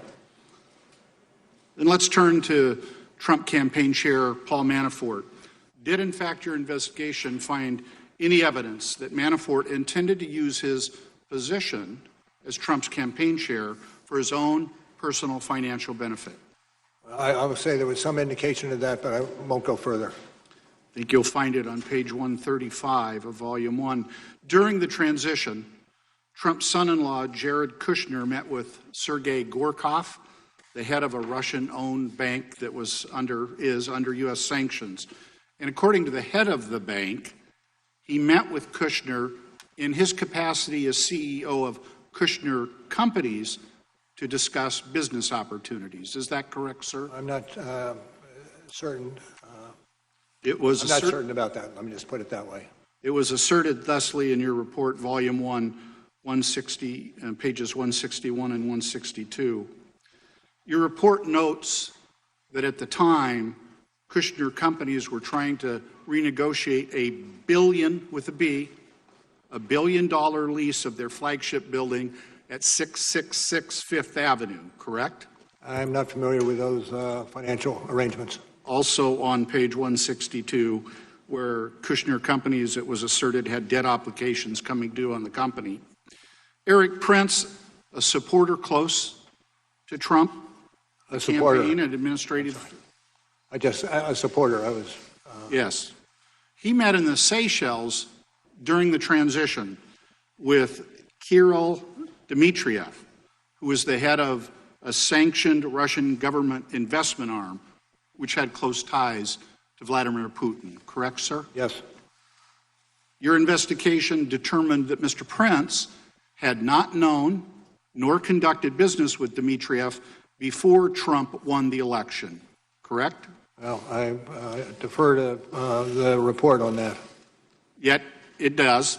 And yet Prince, who had connections to top administration, Trump administration officials, met with Dmitriev during the transition period to discuss business opportunities, among other things. But it wasn't just Trump and his associates who were trying to make money off this deal, nor hide it, nor lie about it. Russia was too. That was the whole point, to gain relief from sanctions, which would hugely benefit their incredibly wealthy oligarchs. For example, sanctions relief was discussed at that June 9th meeting in the Trump Tower, was it not, sir? Yes, but it was not a main subject for discussion. Trump administration National Security Advisor designate Michael Flynn also discussed sanctions in a secret conversation with the Russian ambassador, did he not? Correct. So to summarize, Donald Trump, Michael Cohen, Paul Manafort, Jared Kushner, Eric Prince, and others in the Trump orbit all tried to use their connections with the Trump organization to profit from Russia, which was openly seeking relief from sanctions. Is that true, sir? I'm not certain I can adopt what you Well, are thinking. I will, and I'd further assert that was not only dangerous, it was un-American. Greed corrupts. Greed corrupts, and it is a terrible foundation for developing American foreign policy. Mr. Ratcliffe. Director Mueller, given your constraints on what you're able or allowed to answer with respect to counterintelligence matters or other matters that are currently open and under investigation, you're not going to be able to answer my remaining questions. So I thank you for your courtesies in the answers that you have given to my prior questions, and I do thank you for your extraordinary career and record of service, and yield the balance of my time to the ranking member. Thank you. Thank you, Mr. Ratcliffe and Mr. Mueller. Let me associate my words with Mr. Ratcliffe. Got a few more questions. I want to clean up a little bit about the Eric Prince Seychelles meeting. So Eric Prince testified before this committee that he was surveilled by the U.S. government and that information from this surveillance was leaked to the press. Did you investigate whether Prince was surveilled and whether classified information on him was illegally leaked to the media? Did you say did you or will you? Well, I know you can't. I know you're not. So I can't discuss I know you're not either going to join back up in the ranks. But did you refer? Were you aware that Prince has made these allegations that he was surveilled? He's concerned that there were leaks about this surveillance. Did you make any referrals about these leaks? I can't get into discussion on it. Okay. Also want to, General Flynn, I know you came after the leak of his phone call with the Russian ambassador. Your time at FBI, it would be a major scandal, wouldn't it, for the leak of the National Security Advisor and anyone. I can't adopt that hypothesis.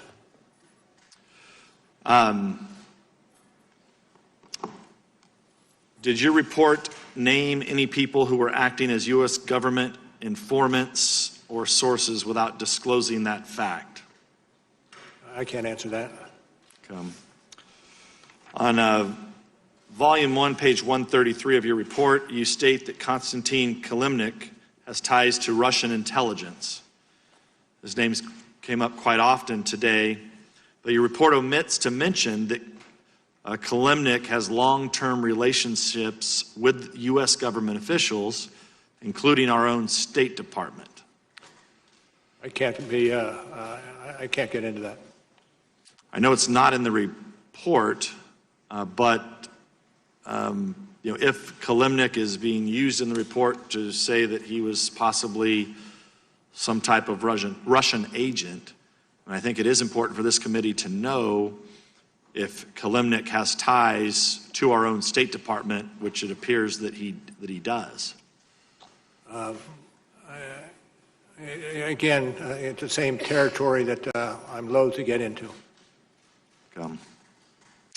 You were asked this earlier about Trump attorney John Dowd, that pieces of his phone call were omitted from the report. It was what Mr. Dowd calls exculpatory evidence. Are you concerned about? I'm not certain I would agree with that characterization. I think I said that before. Yes. An American citizen from the Republic of Georgia, who your report misidentifies as a Russian, claims that your report omitted parts of a text message he had with Michael Cohen about stopping the flow of compromising tapes of Donald Trump. In the omitted portions, he says he did not know what the tapes actually showed. Was that portion of the exchange left out of the report for a reason? No, we got an awful lot into the report, but we did not get every intersection or conversation and the like. So I am not familiar with that particular episode you're talking about. Thank you, Mr. Mueller. Thank you, Mr. Chairman. Mr. Welch. Director Mueller, did you find there was no collusion between the Trump campaign and Russia? Well, we don't use the word collusion. The word we usually use is well, not collusion, but one of the other terms that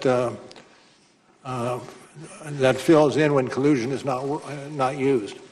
In any event, we decided not to use the word collusion inasmuch as it has no relevance to the criminal law arena. The term is conspiracy that you prefer to use? That's a conspiracy, exactly right. You help me, I'll help you. Thank you. There's an agreement. Thank you. And in fact, you had to then make a charging decision after your investigation where unless there was enough evidence to prove beyond a reasonable doubt, you wouldn't make a charge, correct? Generally, that's the case. But making that decision does not mean your investigation failed to turn up evidence of conspiracy. Absolutely correct. And in fact, I'll go through some of the significant findings that your exhaustive investigation made. You found, as I understand it, that from May 2016 until the end of the campaign chairman, Mr. Manafort, gave private polling information to Russian agents, correct? Correct. Could you speak in the microphone? Yep, I will. My apologies. Thank you. And your investigation found that in June 2016, Donald Trump Jr. made an arrangement to meet at Trump Tower along with Jared Kushner and others, expecting to receive dirt on the Hillary Clinton campaign, correct? Correct. And you found in your investigation that on July 27th, candidate Trump called on Russia to hack Hillary Clinton's email, something that for the first time they did about 5 hours later, correct? That's correct. And you also found that on August 2nd, Mr. Manafort met with a person tied to Russian intelligence, Mr. Kalimnik, and gave him internal campaign strategy, aware that Russia was intending to do a misinformation social media campaign, correct? I'm not certain of the tie there. But the fact of that meeting you agree with? The fact of the meeting took place is accurate. In your investigation, as I understand it, also found that in late summer of 2016, the Trump campaign, in fact, devised its strategy and messaging around WikiLeaks releases of materials that were stolen from the Democratic National Committee, correct? Is that from the report? Yes. It's according to Mr. Gates. Yes. Yes, thank you. And you also talked earlier about the finding in your investigation that in September and October of 2016, Donald Trump Jr. had email communications with WikiLeaks, now indicted, about releasing information damaging to the Clinton campaign, correct? True. So, True. All right. So I understand you made a decision, prosecutorial decision, that this would not rise to proof beyond a reasonable doubt. But I ask if you share my concern. And my concern is, have we established a new normal from this past campaign that is going to apply to future campaigns so that if any one of us running for the U.S. House, any candidate for the U.S. Senate, any candidate for the presidency of the United States, aware that if a hostile foreign power is trying to influence an election, has no duty to report that to the FBI or other authorities? I hope. Go ahead. I hope this is not the new normal, but I fear it is. And would, in fact, have the ability, without fear of legal repercussion, to meet with agents of that foreign entity hostile to the American election? I'm sorry, what is the question? Is that an apprehension that you share with me? Yes. And that there would be no repercussions whatsoever to Russia if they did this again. And as you stated earlier, as we sit here, they're doing it now. Is that correct? You're absolutely right. Do you have any advice to this Congress as together what we should do to protect our electoral system and accept responsibility on our part to report to you or your successor when we're aware of hostile foreign engagement in our elections? I would say the basis, the first line of defense really is the ability of the various agencies who have some piece of this to not only share information, but share expertise, share targets, and use the full resources that we have to address this problem. Thank you, Director Mueller. I yield back. Mr. Maloney. Thanks. Mr. Mueller, thank you. I know it's been a long day, and I want to make clear how much respect I have for your service and for your extraordinary career, and I want you to understand my questions in that context, sir. I'm going to be asking you about Appendix C to your report, and in particular, the decision not to do a sworn interview of the president.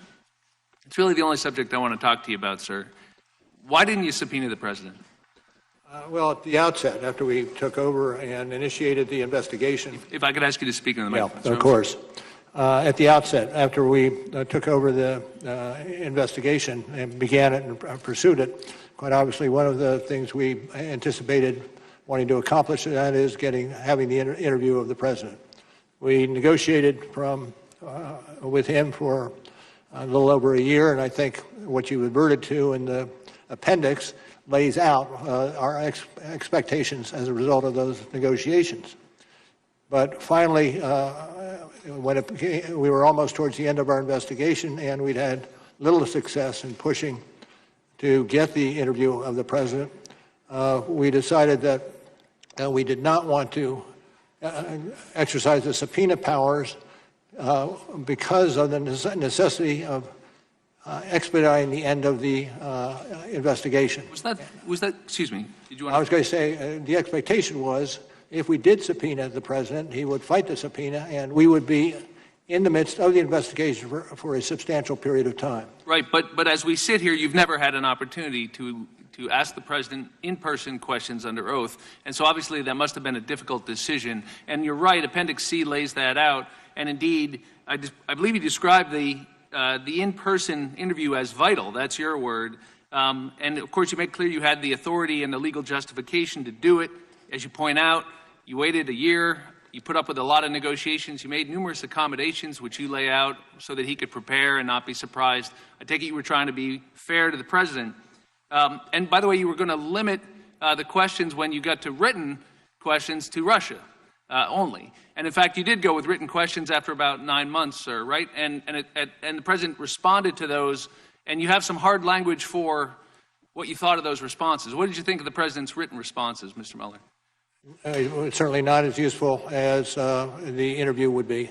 In fact, you pointed out, and by my count, there were more than 30 times when the president said he didn't recall, he didn't remember, no independent recollection, no current recollection. And I take it by your answer that it wasn't as helpful. That's why you used words like incomplete, imprecise, inadequate, insufficient. Is that a fair summary of what you thought of those written answers? That is a fair summary. And I presume that comes from the report. And yet, sir, and I ask this respectfully, by the way, the president didn't ever claim the Fifth Amendment, did he? I'm not going to talk to that. Well, from what I can tell, sir, at one point it was vital, and then at another point it wasn't vital. And my question to you is, why did it stop being vital? And I can only think of 3 explanations. One is that somebody told you couldn't do it, but nobody told you couldn't subpoena the president. Is that right? No, we understood we could subpoena the president. Rosenstein didn't tell you, Whitaker didn't tell you, Barr didn't tell you couldn't. We could serve a subpoena. So the only other explanation, well, there's 2 others, I guess. One, that you just flinched, that you had the opportunity to do it and you didn't do it. But sir, you don't strike me as the kind of guy who flinches. I would hope not. Well, then the third explanation, I hope not too, sir. And the third explanation I can think of is that you didn't think you needed it. And in fact, what caught my eye was page 13 on volume 2, where you said, in fact, you had a substantial body of evidence. And you cite a bunch of cases there, don't you, about how you often have to prove intent to obstruct justice without an in-person interview. That's the kind of nature of it. And you use terms like a substantial body of evidence, significant evidence of the president's intent. So my question, sir, is, did you have sufficient evidence of the president's intent to obstruct justice, and is that why you didn't do the interview? There's a balance. In other words, how much evidence you have to satisfy the last element against how much time are you willing to spend in the courts litigating the interview with the president. And in this case, you felt that you had enough evidence of the president's intent. We had to make a balanced decision in terms of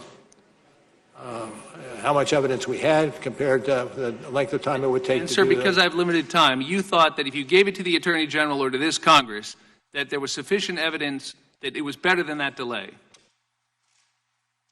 Can you state that again? Well, that it was better than the delay to present the sufficient evidence, your term, of the president's intent to obstruct justice to the Attorney General and to this committee. Isn't that why you didn't do the interview? No, the reason we didn't do the interview is because of the length of time that it would take to resolve the issues attendant to that. Thank you, sir. Ms. Demings. Thank you so much, Mr. Chairman, and Director Mueller, thank you so much for being a person of honor and integrity. Thank you for your service to the nation. We are certainly better for it. Director Mueller, I too want to focus on the written responses that the President did provide and the continued efforts to lie and cover up what happened during the 2016 election. Were the President's answers submitted under oath?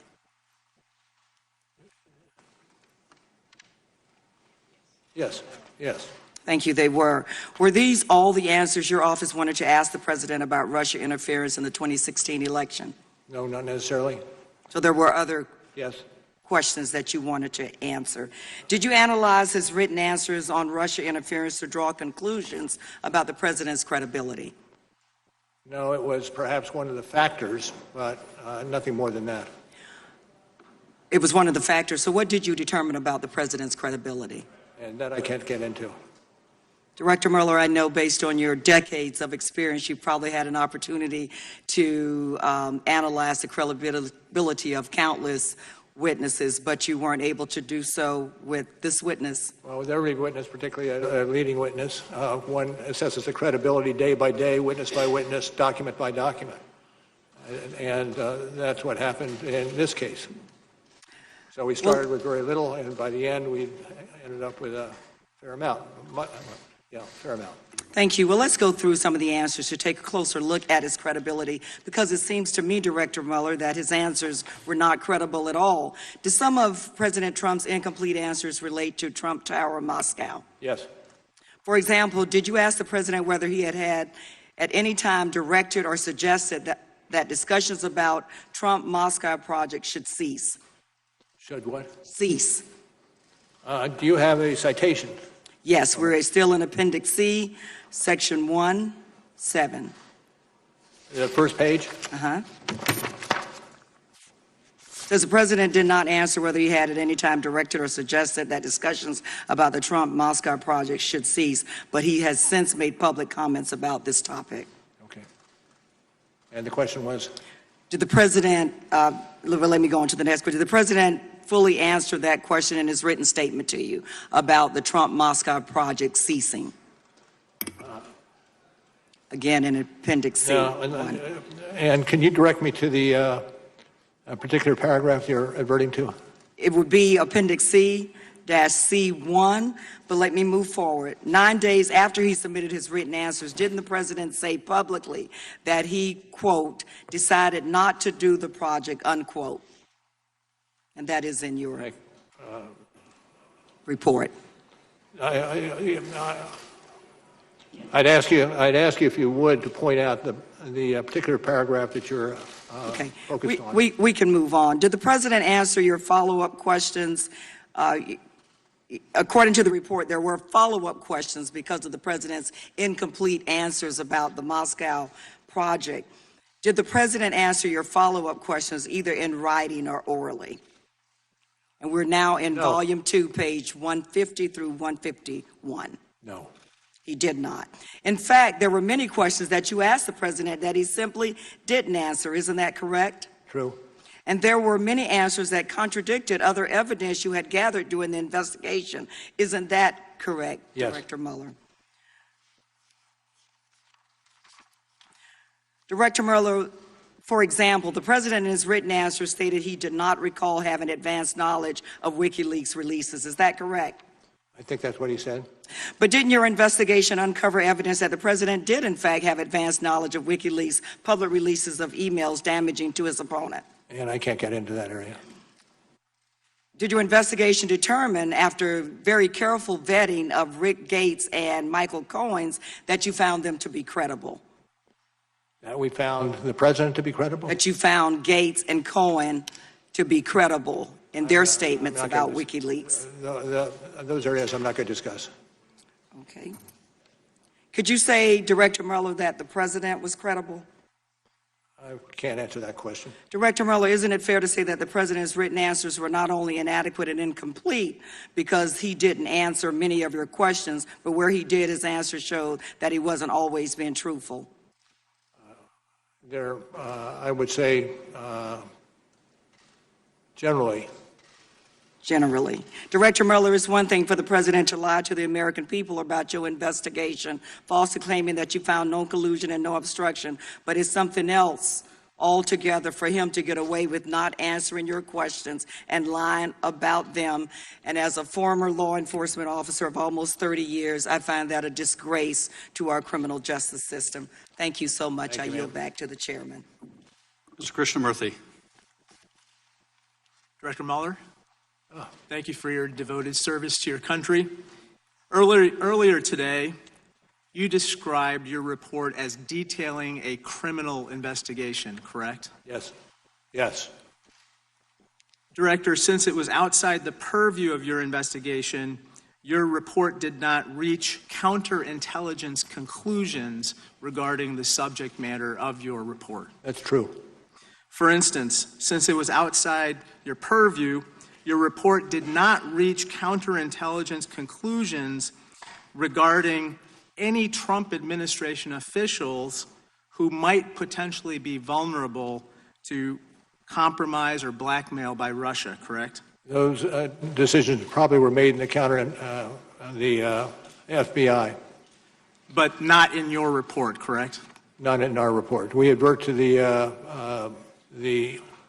counterintelligence goals of our investigation, which were secondary to any criminal wrongdoing that we could find. Let's talk about one administration official in particular, namely President Donald Trump. Other than Trump Tower Moscow, your report does not address or detail the president's financial ties or dealings with Russia, correct? Correct. Similarly, since it was outside your purview, your report does not address the question of whether Russian oligarchs engaged in money laundering through any of the president's businesses, correct? Correct. And of course, your office did not obtain the president's tax returns, which could otherwise show foreign financial sources, correct? Not to speak to that. I'm not going to speak to that. In July 2017, the president said his personal finances were off limits or outside the purview of your investigation, and he drew a quote-unquote red line around his personal finances. Were the president's personal finances outside the purview of your investigation? I'm not going to get into that. Were you instructed by anyone not to investigate the president's personal finances? No. Mr. Mueller, I'd like to turn your attention to counterintelligence risks associated with lying. Individuals can be subject to blackmail if they lie about their interactions with foreign countries, correct? True. For example, you successfully charged former National Security Advisor Michael Flynn of lying to federal agents about his conversations with Russian officials, correct? Correct. Since it was outside the purview of your investigation, your report did not address how Flynn's false statements could pose a national security risk because the Russians knew the falsity of those statements, right?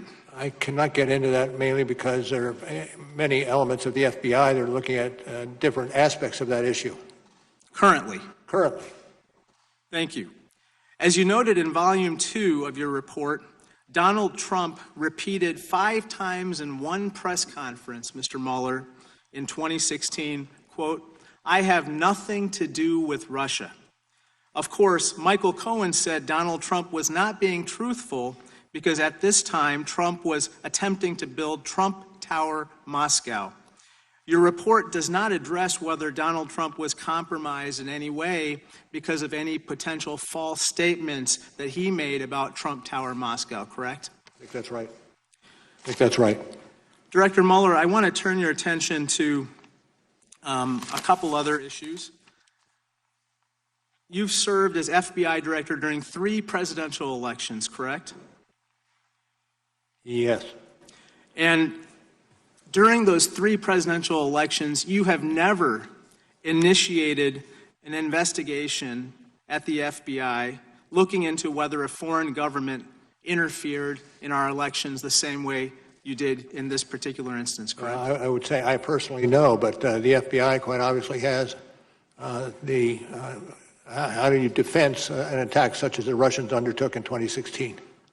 Now, Director Mueller, is there any information you'd like to share with this committee that you have not so far today? Well, that's a broad question. And it'd take me a while to get an answer to it, but I'll say no. Mr. Mueller, you said that every American should pay very close attention to the systematic and sweeping fashion in which the Russians interfered in our democracy. Are you concerned that we are not doing enough currently to prevent this from happening again? Well, I'll speak generally, and what I said in my opening statement this morning, and here that no, much more needs to be done in order to protect against this intrusions, not just by the Russians, but others as well. Thank you, Director. We have 2 5-minute periods remaining. Mr. Nunes and myself. Mr. Nunes, you are recognized. Mr. Mueller, it's been a long day for you, and you've had a long, great career. I want to thank you for your long-time service, starting in Vietnam, obviously in the U.S. Attorney's Office, Department of Justice, and the FBI. And I want to thank you for doing something you didn't have to do. You came here upon your own free will, and we appreciate your time today. With that, I yield back. Thank you, sir. Dr. Mueller, I want to close out my questions, turn to some of the exchange you had with Mr. Welsh a bit earlier. I'd like to see if we can broaden the aperture at the end of the hearing. From your testimony today, I gather that you believe that knowingly accepting foreign assistance during a presidential campaign is an unethical thing to do. And a crime. And a crime. Circumstances, yes. And to the degree... And a crime given certain circumstances. And to the degree that it undermines our democracy and our institutions, we can agree that it's also unpatriotic. True. And wrong. True. The standard of behavior for a presidential candidate, or any candidate for that matter, shouldn't be merely whether something is criminal. There should be held to a higher standard. You would agree? Yeah, I will not get into that because it goes to the standards to be applied by other institutions besides ours. Well, I'm just referring to ethical standards. We should hold our elected officials to a standard higher than mere avoidance of criminality, shouldn't we? Absolutely. You have served this country for decades. You've taken an oath to defend the Constitution. You hold yourself to a standard of doing what's right. I would hope. You have. I think we can all see that. And befitting the times, I'm sure your reward will be unending criticism. But we are grateful. The need to act in an ethical manner is not just a moral one, but when people act unethically, it also exposes them to compromise, particularly in dealing with foreign powers. Is that true? True. Because when someone acts unethically in connection with a foreign partner, that foreign partner can later expose their wrongdoing and extort them. True. And that conduct, that unethical conduct, can be of a financial nature if you have a financial motive or an illicit business dealing. Am I right? Yes. But it can also just involve deception. If you are lying about something that can be exposed, then you can be blackmailed. Also true. In the case of Michael Flynn, he was secretly doing business with Turkey, correct? Yes. And that could open him up to compromise that financial relationship. I presume. He also lied about his discussions with the Russian ambassador. And since the Russians were on the other side of that conversation, they could have exposed that, could they not? Yes. If a presidential candidate was doing business in Russia and saying he wasn't, Russians could expose that too, could they not? I leave that to you. Well, let's look at Dmitry Peskov, the spokesperson for the Kremlin, someone that the Trump organization was in contact with to make that deal happen. Your report indicates that Michael Cohen had a long conversation on the phone with someone from Dmitry Peskov's office. Presumably the Russians could record that conversation, could they not? Yes. And so if candidate Trump was saying, I have no dealings with the Russians, but the Russians had a tape recording, they could expose that, could they not? Yes. That's the stuff of counterintelligence nightmares, is it not? Well, it has to do with counterintelligence and the need for a strong counterintelligence entity. It does indeed. And when this was revealed that there were these communications, notwithstanding the president's denials, the president was confronted about this, and he said two things. First of all, that's not a crime. But I think you and I have already agreed that that shouldn't be the standard, right, Mr. Mueller? True. And the second thing he said was, why should I miss out on all those opportunities? I mean, why indeed?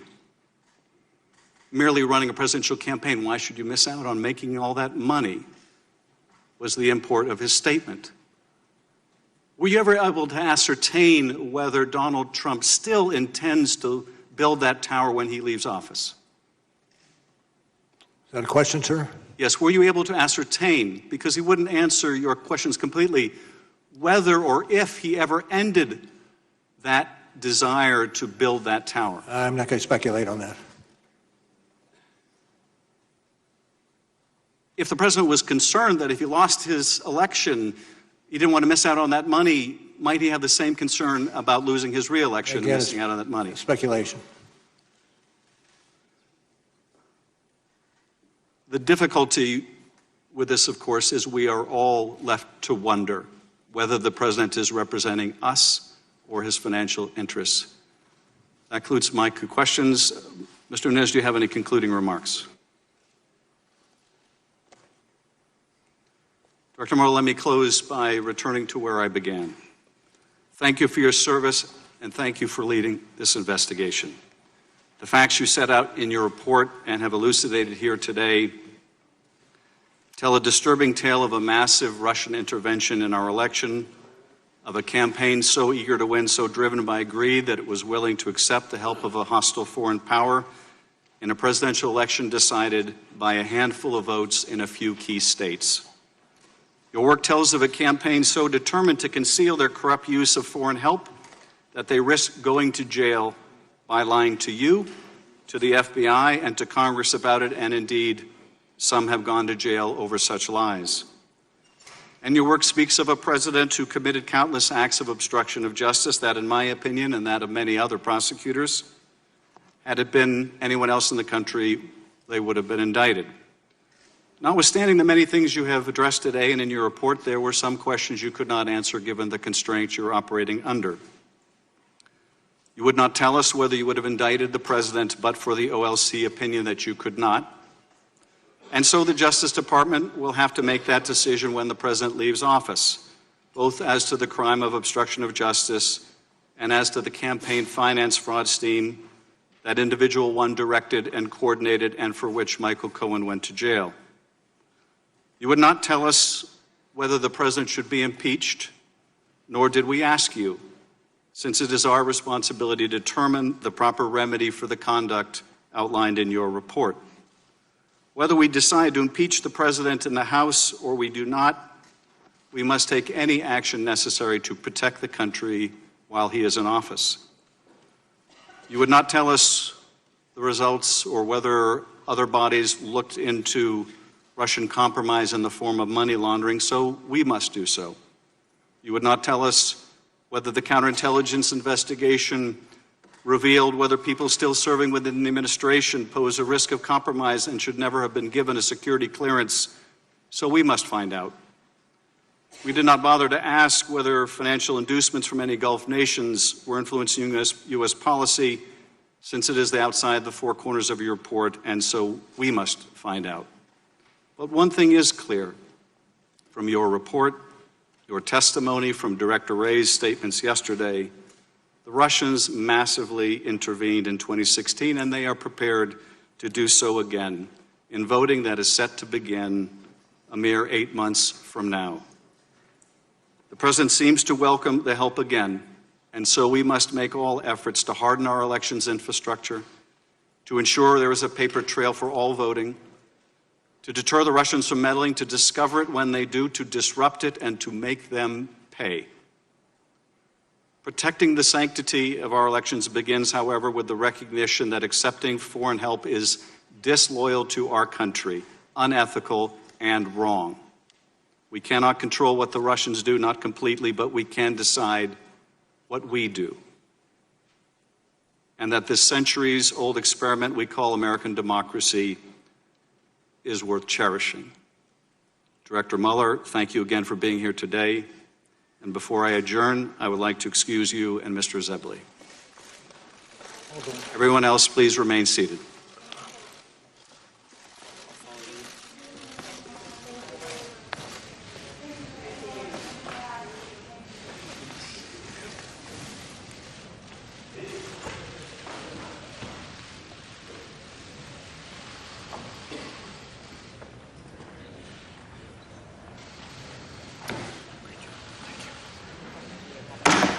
This hearing is adjourned.